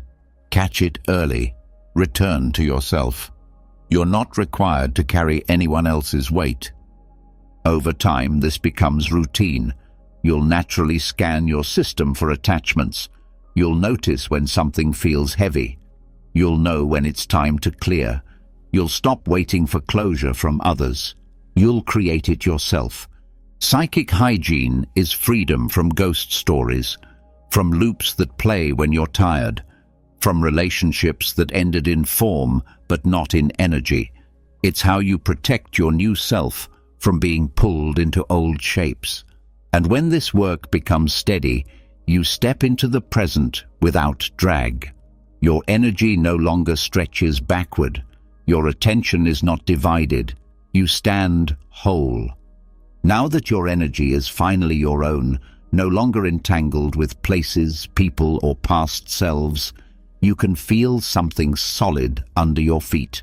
There's no more searching in every direction. No more silent contracts pulling you into yesterday.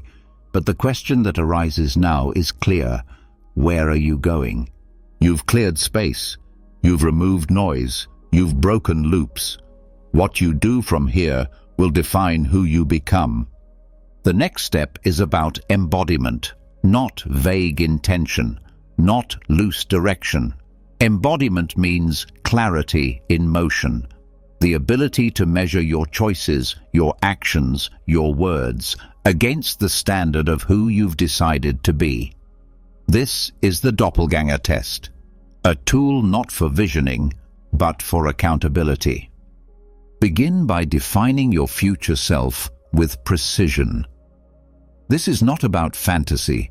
You're not creating a perfect version of yourself. You're defining the version that already exists as a potential, one you have access to through alignment. This future self is not about what they've achieved. It's about how they live, how they carry themselves, how they move through the world when no one is watching. Write out their qualities. What do they tolerate? How do they spend their time? What is their posture, their tone, their rhythm? What are their non-negotiables? How do they recover from failure? How do they begin their day? How do they end it? This version of you is not something to wait for. It's a reference point. It exists now as a standard. Do not build this version based on external status. Forget titles, wealth, or recognition. Strip the image down to behavior and presence. What habits are automatic for this version of you? How do they approach boredom, distraction, criticism, attention? These details will matter more than any milestone. Once you've built this clear model, the test begins. Every decision becomes a question. Does this align with that self? It's not a test of perfection. It's a test of consistency. When you choose, speak, act, or respond, you ask, would that version of me say yes to this? Would they spend time here? Would they engage with this situation? If the answer is no, you don't need to force yourself. You simply don't do it. This method removes indecision. It clears internal arguments. You're no longer trying to figure out what's right. You're measuring alignment. This removes emotional swings from decision-making. You stop acting from moods. You begin acting from identity. The process begins with the small things: what you eat, how you show up, how you respond to interruption, how you prepare for sleep, how you enter rooms. These daily actions become your laboratory. Every moment becomes a reflection. Did I act from the old self or from the future I've chosen? Over time, this self becomes less of a target and more of a base. You stop reaching for it. You begin living from it. It becomes harder to make decisions that contradict it. Not because you're forcing discipline, but because the contrast is too obvious. Misalignment now feels loud. You can't ignore it. This test also makes values more visible. It reveals whether you've been operating from habit or from integrity. You may say health matters, but does your future self choose rest or overstimulation? You may say honesty matters, but does your future self speak the truth when it's inconvenient? You may say growth matters, but does your future self avoid hard conversations? The doppelganger test keeps you honest. You stop pretending you don't know what to do. You do know. The question is whether you'll choose the action that makes you more like the self you claim to be. You also begin to spot the false selves, versions of you that try to mimic your future self in appearance, but not in foundation. The part that performs discipline to be seen, the part that mimics stillness without clarity. These are temporary layers. When you notice them, you don't shame them. You refine them. This process is not about rejecting your present self. It's about making every moment a bridge. You begin to live with less contradiction, less confusion, more direction. You don't need a master plan. You need a mirror. And this mirror is built with behavior. You can also use this test during moments of failure. When you fall back into an old pattern, don't analyze endlessly. Ask, how would my future self respond now? You don't need to spiral. You return. Quickly, quietly, with resolve. Tracking becomes helpful here. Use a simple daily prompt. What decision today aligned me with my future self? What decision did not? Keep it short. This trains your awareness without judgment. Over time, the pattern becomes clear. you'll see your alignment increase, not in theory, but in action. Relationships also shift through this process. You begin choosing people who reinforce your direction. You stop spending energy explaining your change. You let your choices speak. People will either move with your rhythm or drift out. You won't chase either outcome. This test also makes clarity non-negotiable. You stop tolerating ambiguity about who you want to be. You make the vision precise so your nervous system can recognize it. You don't waste time finding yourself. You decide, then you build. And the more you build, the more confident you become.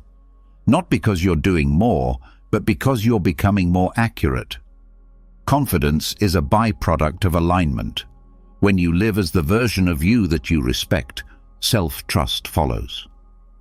Eventually, the future self stops feeling distant. It becomes your default. The habits that once felt forced become natural. The boundaries that once felt heavy become light. The discipline that once felt like effort becomes identity. Now that you've crafted a future self and begun measuring your life against it, something begins to settle. You act with more intention. You feel more in rhythm. But the question that still lingers beneath it all is whether that rhythm is real, or if you've simply gotten better at performing it. Has the old identity truly dissolved, or has it just changed clothes?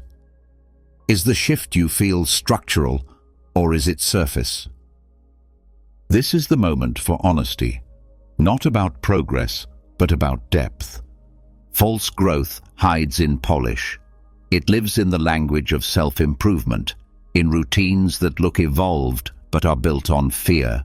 It mimics transformation through aesthetics, performance, trend following, and discipline that hasn't yet reached the root. It can fool others, but if you listen closely, it cannot fool you. This next step is about checking for cracks beneath the paint. It's about asking the harder questions, not to tear yourself down, but to clear away the final illusion. True growth doesn't always look impressive. Often it looks quiet, unfinished, and hard to explain. But it feels clean. It carries less pressure. Start with outcomes, not the kind you show others, but the ones that repeat inside your private life. When conflict arises, does your reaction match the person you're becoming or the one you used to be? When boredom appears, do you seek silence or do you scroll and call it learning? When someone disappoints you, do you speak honestly or do you retreat into a practiced narrative about boundaries? These aren't small questions. They reveal the difference between change and decoration. Decoration is impressive. It speaks in polished phrases. It shows up early. It never misses a step. But when real life applies pressure, it collapses into old rhythms. Real growth is often harder to recognize.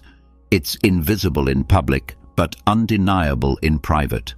It lives in the way you treat people when you're tired, in the way you recover after failing, in the way you self-correct without making it a performance.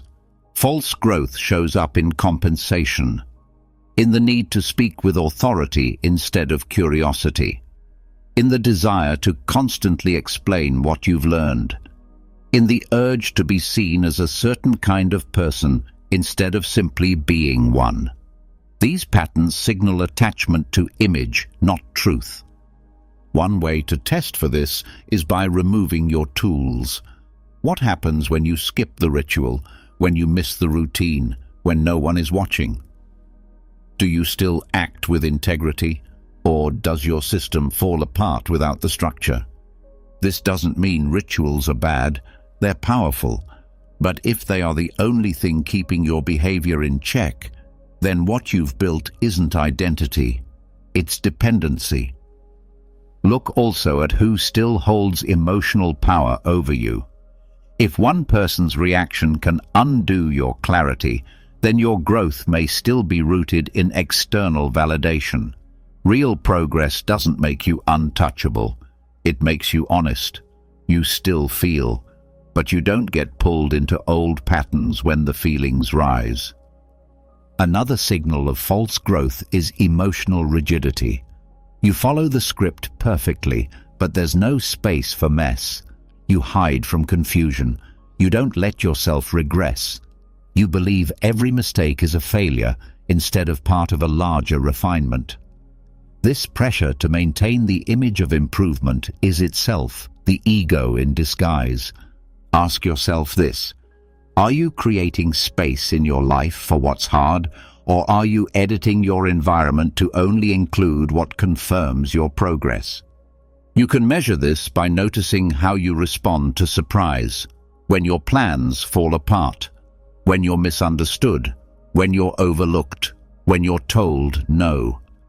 Real growth shows up in how you stay centered in those moments, not in how fast you fix them, in how willing you are to stay with what's uncomfortable without needing to prove anything.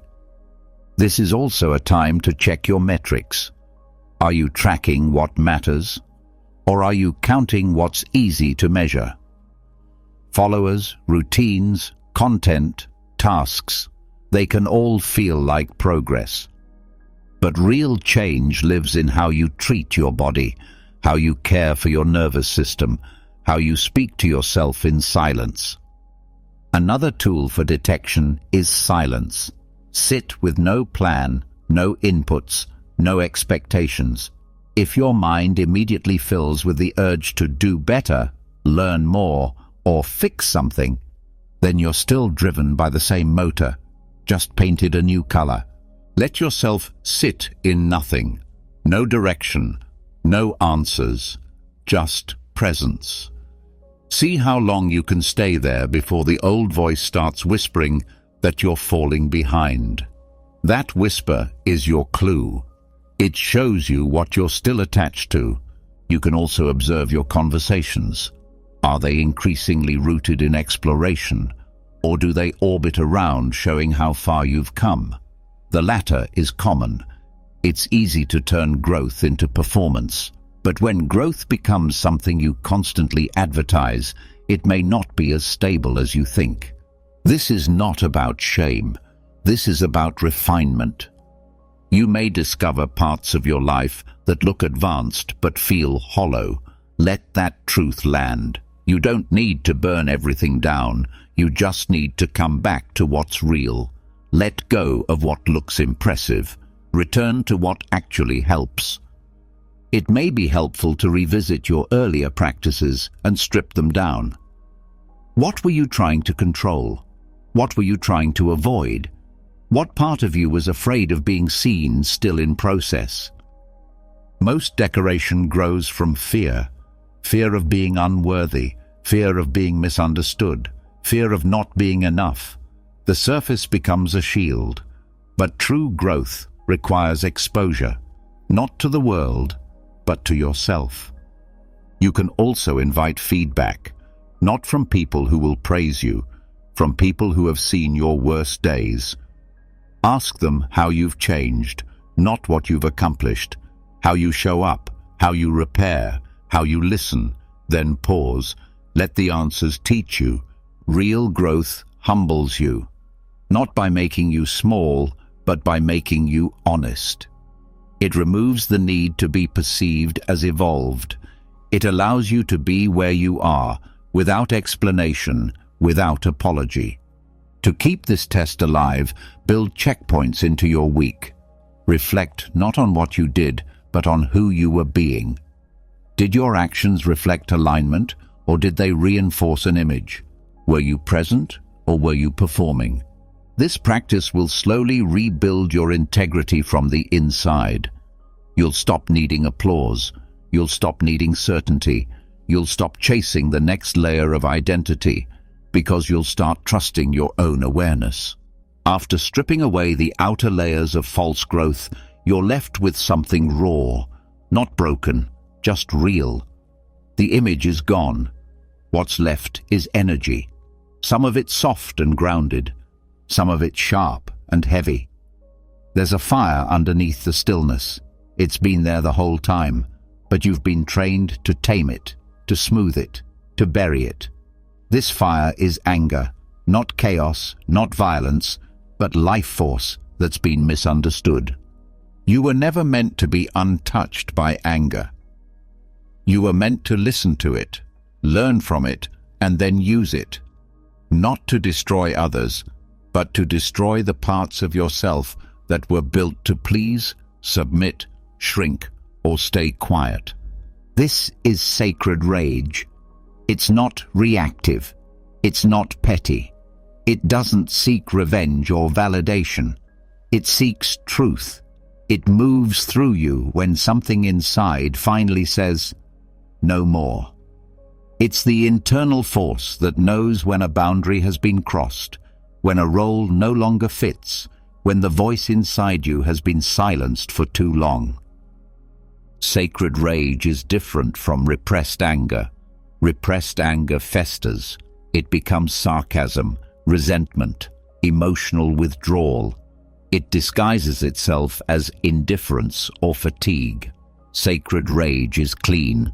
It arrives in the body before it reaches the tongue. It speaks in posture, in breath, in a sudden burst of clarity. To work with it, you must begin by noticing where your anger actually lives. Most people store it in the body, in clenched jaws, tight shoulders, shallow breathing, frozen expressions. Your body keeps the shape of your unspoken boundaries.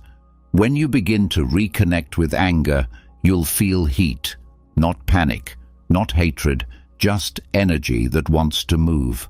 Allowing it to move is where the transformation begins. You can do this through physical activation, sprinting, shaking, stomping, punching into pillows, screaming into water, not to discharge it wildly, but to give it form. The more physical intelligence you build, the less likely anger will leak out sideways. Then, take time to write. Not from the mind, but from the heat. Let the anger speak without editing. Let it name what it never had space to name. Let it call out the moments when you betrayed yourself to keep peace, when you apologized for existing, when you stayed quiet so someone else wouldn't feel uncomfortable. Let it rage, not at them, but at the false rules you've been living under. This rage is not a problem, it's a message, and once it's been heard, you'll begin to see what it's trying to protect.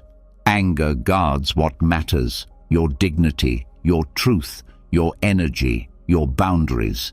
When those are threatened, sacred rage rises to restore order.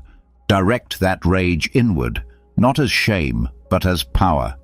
Use it to burn the scripts you've been handed, the ones that say you must always be agreeable, that your worth comes from being needed, that your feelings are too much, that your truth will make you unlovable. These aren't beliefs, they're cages. Sacred rage breaks them open. You can do this visually. Write out every story you were taught that kept you small, every line you absorbed about who you're allowed to be. Then burn them, tear them, destroy them with presence. Let your body know those rules are gone. You're no longer available for that kind of control. Anger also teaches you about urgency. When channeled well, it gives you the fuel to act before doubt returns. When you've been paralyzed by overthinking, sacred rage helps you move. Not recklessly, but with a kind of clarity that bypasses fear. It becomes especially useful in decision-making. When you hesitate on a boundary, when you start negotiating with guilt, when you shrink back into old patterns, you can return to the fire. You ask, what am I no longer willing to tolerate? What am I willing to say out loud now that I couldn't before? The answers come quickly. Anger doesn't waste time. It doesn't ask for permission. It speaks what's been waiting. And when you let it move through action, not just feeling, you begin to trust yourself again. This process also helps with inherited guilt. Many people carry silent shame for not meeting the expectations of others. Parents, cultures, partners, systems. Sacred rage calls that out. It says, "I didn't come here to be what you needed. I came here to be what I am." That's not rebellion, that's alignment. Letting anger move also creates space for softness. Once the suppression lifts, you'll find grief underneath. The sadness of how long you lived, muted. How many times you smiled while breaking. How often you betrayed your own knowing. Let that sadness come. It balances the fire. But don't skip straight to grief. Anger must go first. If not, you'll cry without ever reclaiming your power. This work is best done in cycles. Feel, move, reflect, act, rest, then repeat. Each round burns through another layer of false identity, not violently, with clarity. You become less interested in being palatable and more committed to being whole. And as you do, your relationships shift. You stop saying yes when you mean no. You stop softening your words to protect fragile egos. You speak cleanly, not louder, more direct. You stop apologizing for your tone. You let your energy carry weight. Sacred rage also clears confusion. When you can't decide what's true, ask what makes you feel insulted. Ask what you would say if you didn't fear the consequences. Rage will often point directly at your truth. It doesn't guess, it knows. To keep this tool alive, build a space in your life where your fire is welcome. A journal, a room, a ritual, a practice. You don't need to stay angry, but you need to know where your anger goes when it visits. If you always shut the door, it will find another way to speak, and it won't be gentle. When integrated, sacred rage becomes the backbone of your boundaries, the energy you call on when you're tired but something still needs to be said, the clarity that rises when someone crosses a line, the certainty that shows up when someone calls you too much, and you feel nothing but peace. Eventually this fire becomes your ally, not to burn others, to burn away every layer of guilt, fear, and conditioning that kept your power silent. After channeling sacred rage to tear down the false roles you've outgrown, the structure that once held your identity begins to collapse for good. What you once called you now feels more like architecture than essence, something built over time, influenced by others, reinforced by habit. You no longer confuse your expression with your truth. You've burned through guilt, rewired reaction, and taken back control over who speaks inside your mind. But now you face a deeper assumption, one that lives beneath all others. The idea that you are a fixed personality. That assumption must go next. You've spent your whole life being told what kind of person you are. You've repeated those labels in your mind for years. Introvert, extrovert, driven, easygoing, sensitive, tough, funny, quiet. These traits became your self-definition. They gave you shape. But eventually, they became cages. They turned into a script you didn't realize you were still reading from. This final process is about learning to see personality not as identity, but as utility. A set of tools, not truths. Temporary modes of expression, not permanent structures. You do not have to be consistent with your past. You are allowed to become multiple things, depending on the moment, the environment, the task at hand. Personality is not who you are. It's how you've adapted. It's the set of responses you've repeated long enough to call natural. But that doesn't mean they are true. Many traits that feel authentic are actually survival mechanisms, learned behaviors that got reinforced through feedback and repetition. If they've never been questioned, they're not expressions, they're reflexes. The disassembly begins by separating traits from self. Start with the labels you've carried the longest, the ones that feel most you, the ones you use to explain your preferences, your choices, your behaviors. Then ask, where did I first learn this about myself? Who benefited from me being this way? When did this trait become a habit? And most importantly, can I turn this trait off?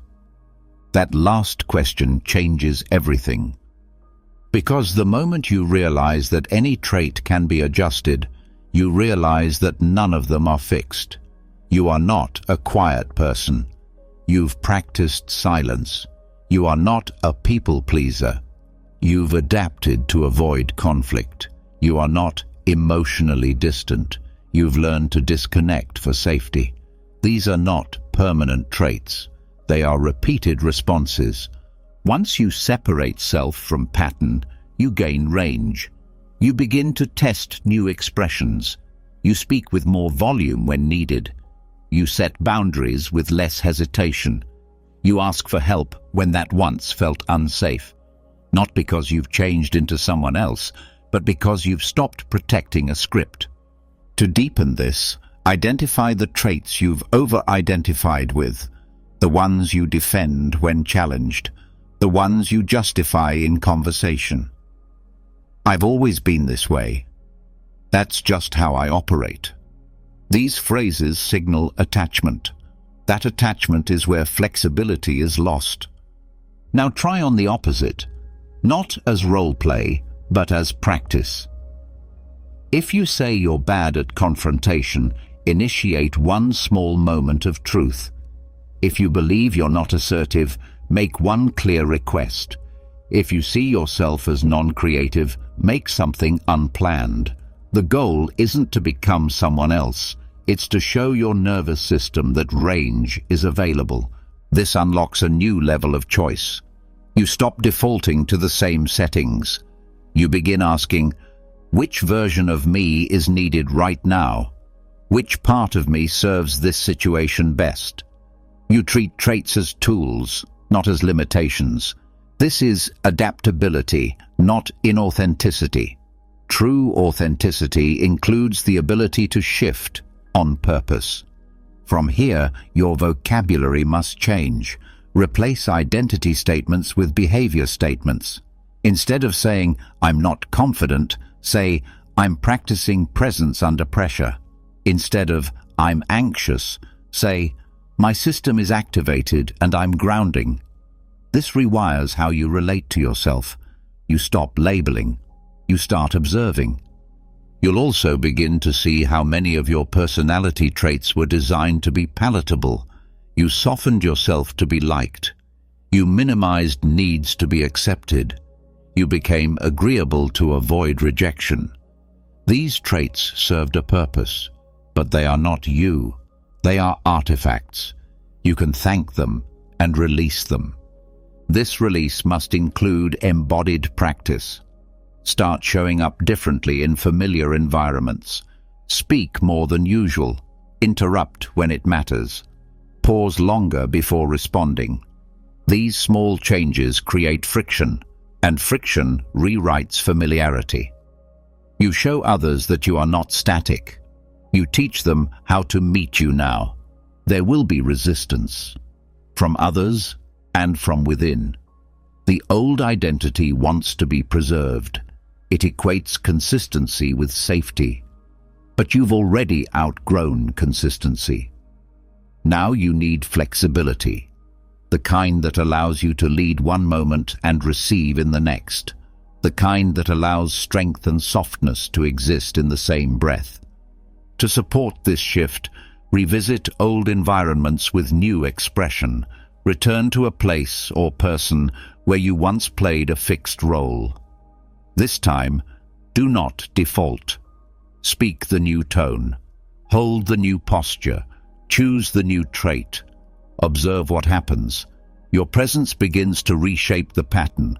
The environment adjusts. Your range expands. You'll notice something else too. With each disassembled trait, shame begins to fall away, because shame lives in false identity. It tells you, this is who you are, and it's not enough. But when you stop believing you are any one thing, shame has nothing to hold on to. You become fluid, and fluidity doesn't apologize. This work must be paired with self-reflection. Ask regularly, which version of me showed up today? Did I choose that version, or did I repeat it? What other parts of me could have served better?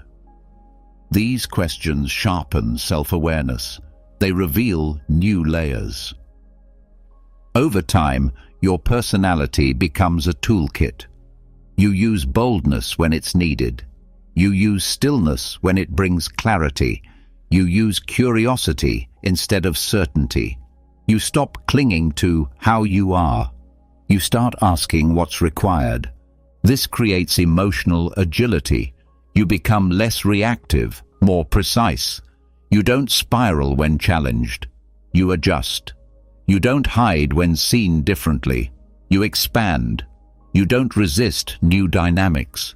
You respond. This also transforms how you relate to others. You stop reducing people to their traits. You begin seeing their adaptations, their coping strategies, their frozen roles, and you allow them the space to change too. You stop expecting them to stay the same just to keep you comfortable. Eventually, you live without a fixed self.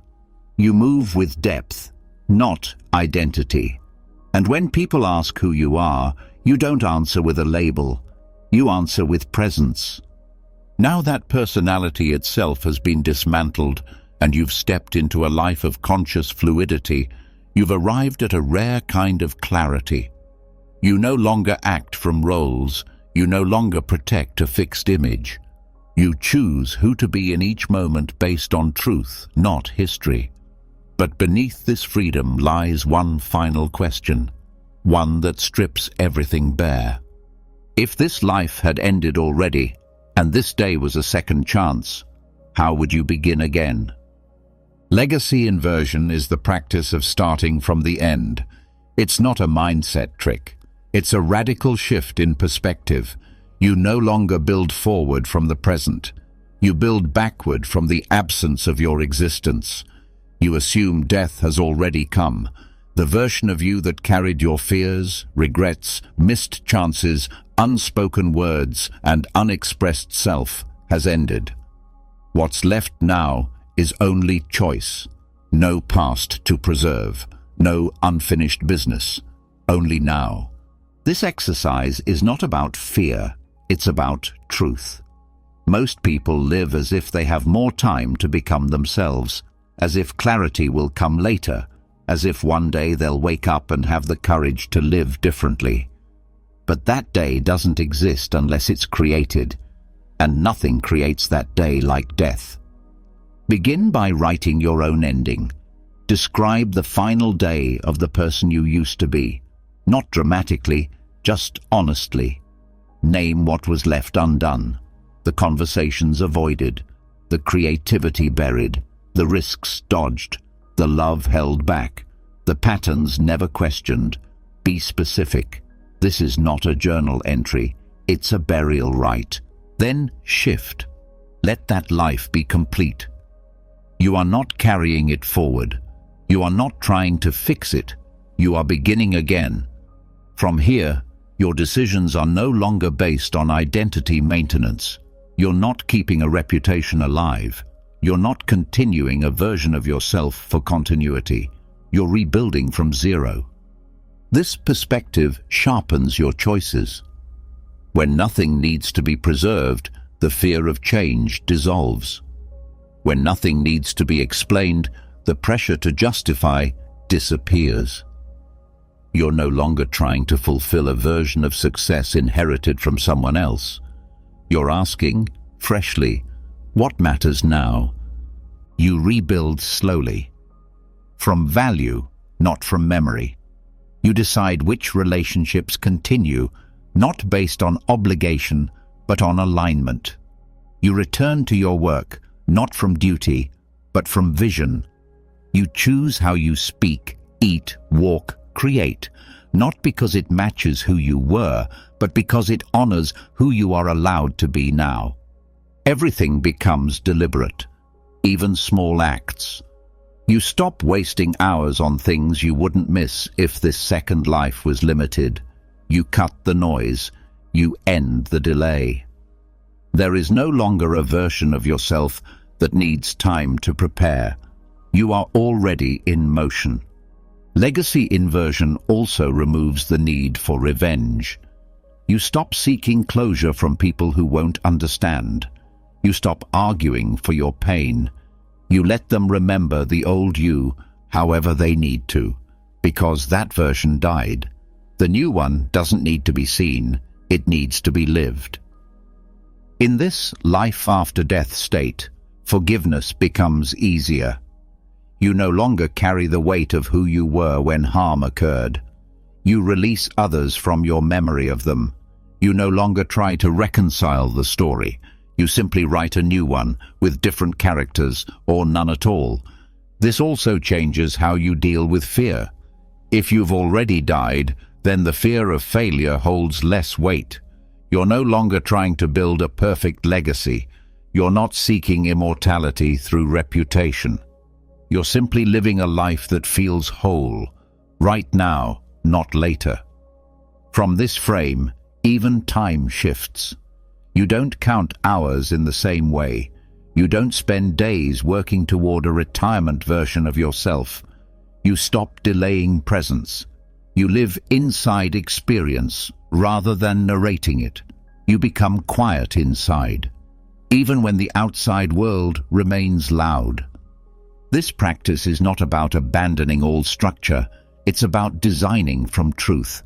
When you live as if this life is a gift you never expected to receive, you become more selective with your energy. You say no faster.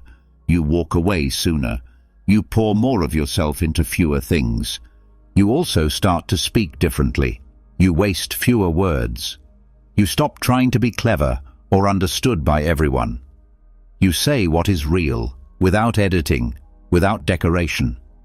Because you're not preserving identity, you're expressing essence. The people who meet you from this place will feel something different. They won't be sure what changed, but they'll feel the stillness behind your choices, the quiet behind your eyes, the absence of performance, the presence of permission. This is not enlightenment. This is commitment to a life you do not assume will last, a life you do not decorate for others to admire, a life you no longer owe to a past you've already closed.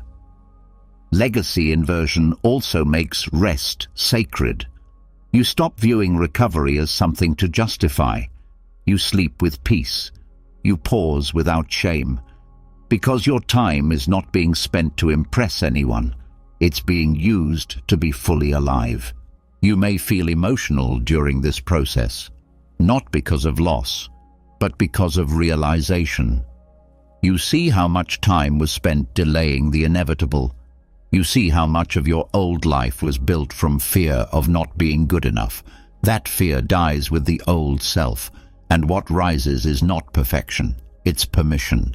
From here, you begin to practice a new kind of generosity, not the kind that seeks approval, the kind that flows from overflow.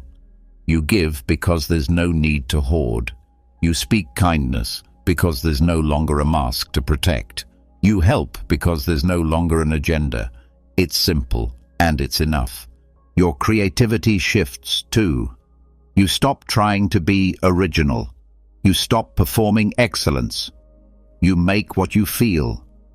You share what moves you. You stop waiting until it's good enough. It's already real, and that's enough. Each day now becomes a new life. You rise not to repeat, but to reawaken. You are not building toward a legacy. You are building from one. Every moment lived in alignment is the legacy. Eventually, the line between the life that ended and the one that began starts to blur. You forget the version of yourself that used to hesitate. You forget what it was like to explain everything. You stop trying to prove the past wrong. You're too busy living right. Now that you've crossed the threshold of legacy inversion, what remains is something fewer than 1% ever reach.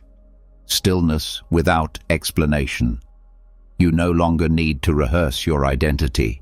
You no longer argue with your history. You no longer bargain with the future. There is only this, being alive on purpose, not because of some grand meaning, but because you choose to be. There's nothing left to prove. There's nothing left to fix.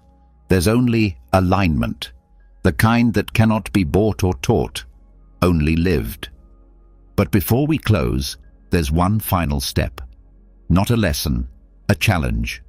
It's time to take everything you've built, everything you've unlearned, everything you've destroyed and reconstructed, and bring it into the world. Not with noise, with precision. You've redefined your values. You've replaced the voice inside your head. You've returned from exile. You've practiced silence, rage, stillness, discomfort. You've chosen your identity consciously and learned how to drop it when needed. But now the test becomes daily. Every room you walk into will expect the old you. They may not say it, but their energy will ask for it. Your old tone, your old reaction, your old softness, your old self-erasure. Your job is not to meet those expectations. Your job is to stay with the version of you that walked out of the fire. And here's what no one tells you. They won't always understand. They might push back. They might call you cold, too direct, too still, too much. That is not your problem. You did not come back from the death of the old self to become more acceptable. You came back to become real. This new life is not about peace in every moment. It's about precision in your yes and your no. It's about knowing what matters so clearly that you're willing to lose people over it. And when you're willing to lose people, you stop losing yourself. You'll start building again, slowly, intentionally, not from urgency, from awareness. You'll speak less, but everything you say will land deeper.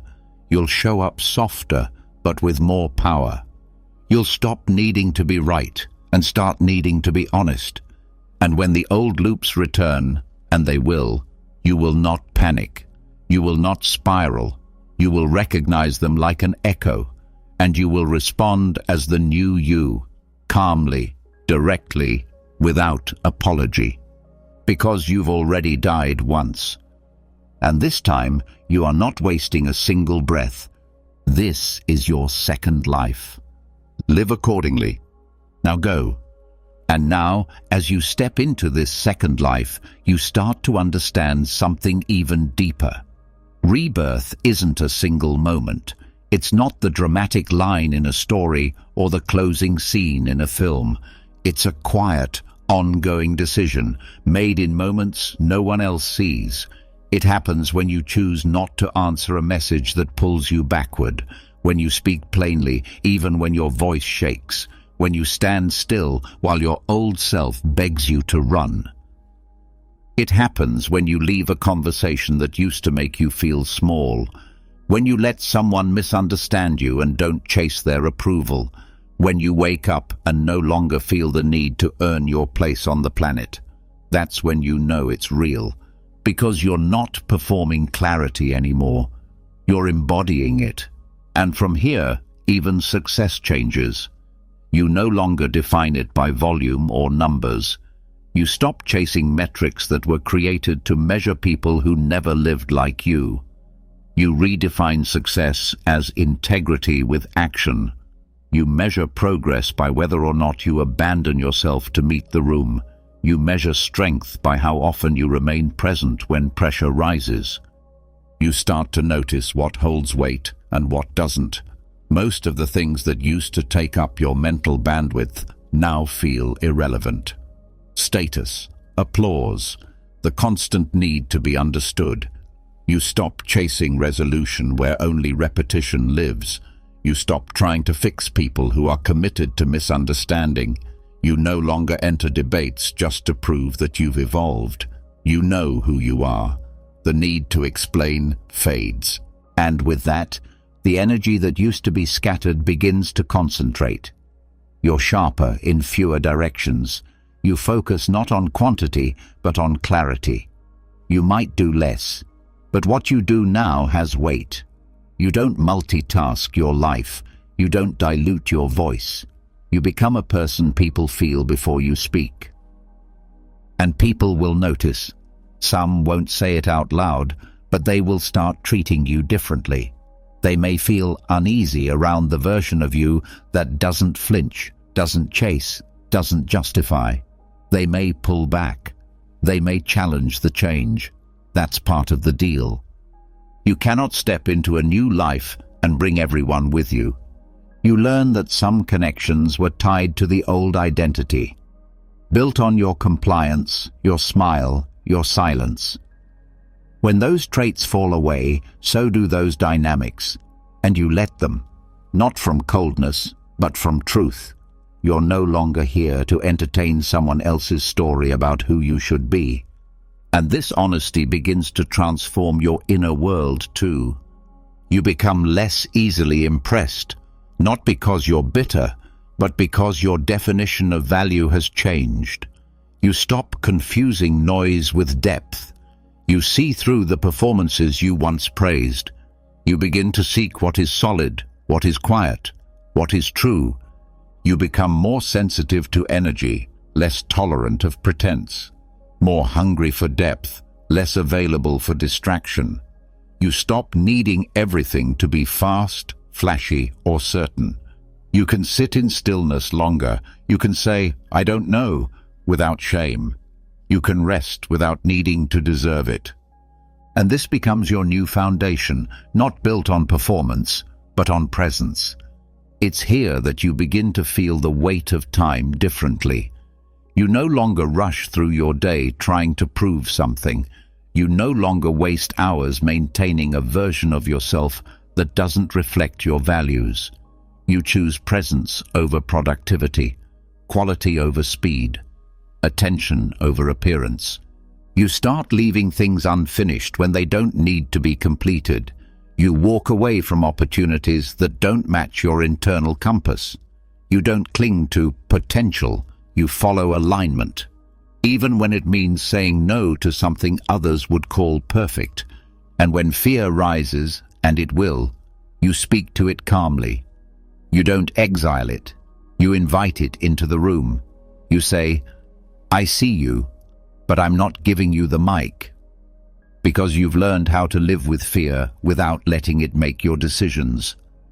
This kind of living is rare, not because it's inaccessible, but because it requires letting go of everything that made you feel safe before.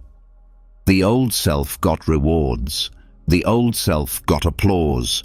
The old self got comfort. The new self gets peace. But peace is not passive. It's earned. Not through control, but through surrender. Not through certainty, but through trust. And trust takes work. It requires you to live each day like you were given one final shot. To stop delaying the thing you've been waiting to feel ready for. To stop scripting your life to look like a success story. You're not here for the performance anymore. You're here for the truth. So you keep walking, one decision at a time, no longer ruled by fear, no longer hijacked by ego, no longer tethered to the past, not perfectly, but clearly. And that clarity is enough. From here, there's nothing left to become, only something to be, and you already are. You've just walked through 4 hours of internal demolition, not surface change, not motivational fluff, but a complete breakdown and rebuild of the self. guided by 24 brutal, freeing, and necessary steps. You didn't just level up. You buried the version of you that was built from fear, approval, delay, and false duty. You unlearned. You rewired. You let parts of yourself die so something real could finally breathe. You faced the internal noise, the inherited voices, the outdated roles. You practiced silence. You rewrote your story. You entered exile and came back different. You learned to spot your micro-betrayals, to burn the boats, to act with clarity. You chose discomfort over ego, rage over repression, presence over performance. And finally, you stopped trying to be yourself and started using personality as a tool, not a prison. Now you're not just living, you're living as if you already died once. This is your second life. Don't waste it trying to impress the version of you that didn't survive. Your turn. In the comments, drop "The old me is gone." That way, I'll know who actually made it to the end and who's walking into life with both eyes open. If you found clarity in this, subscribe and turn on the bell. This isn't just a channel, it's a training ground for becoming untouchable. See you in the next one.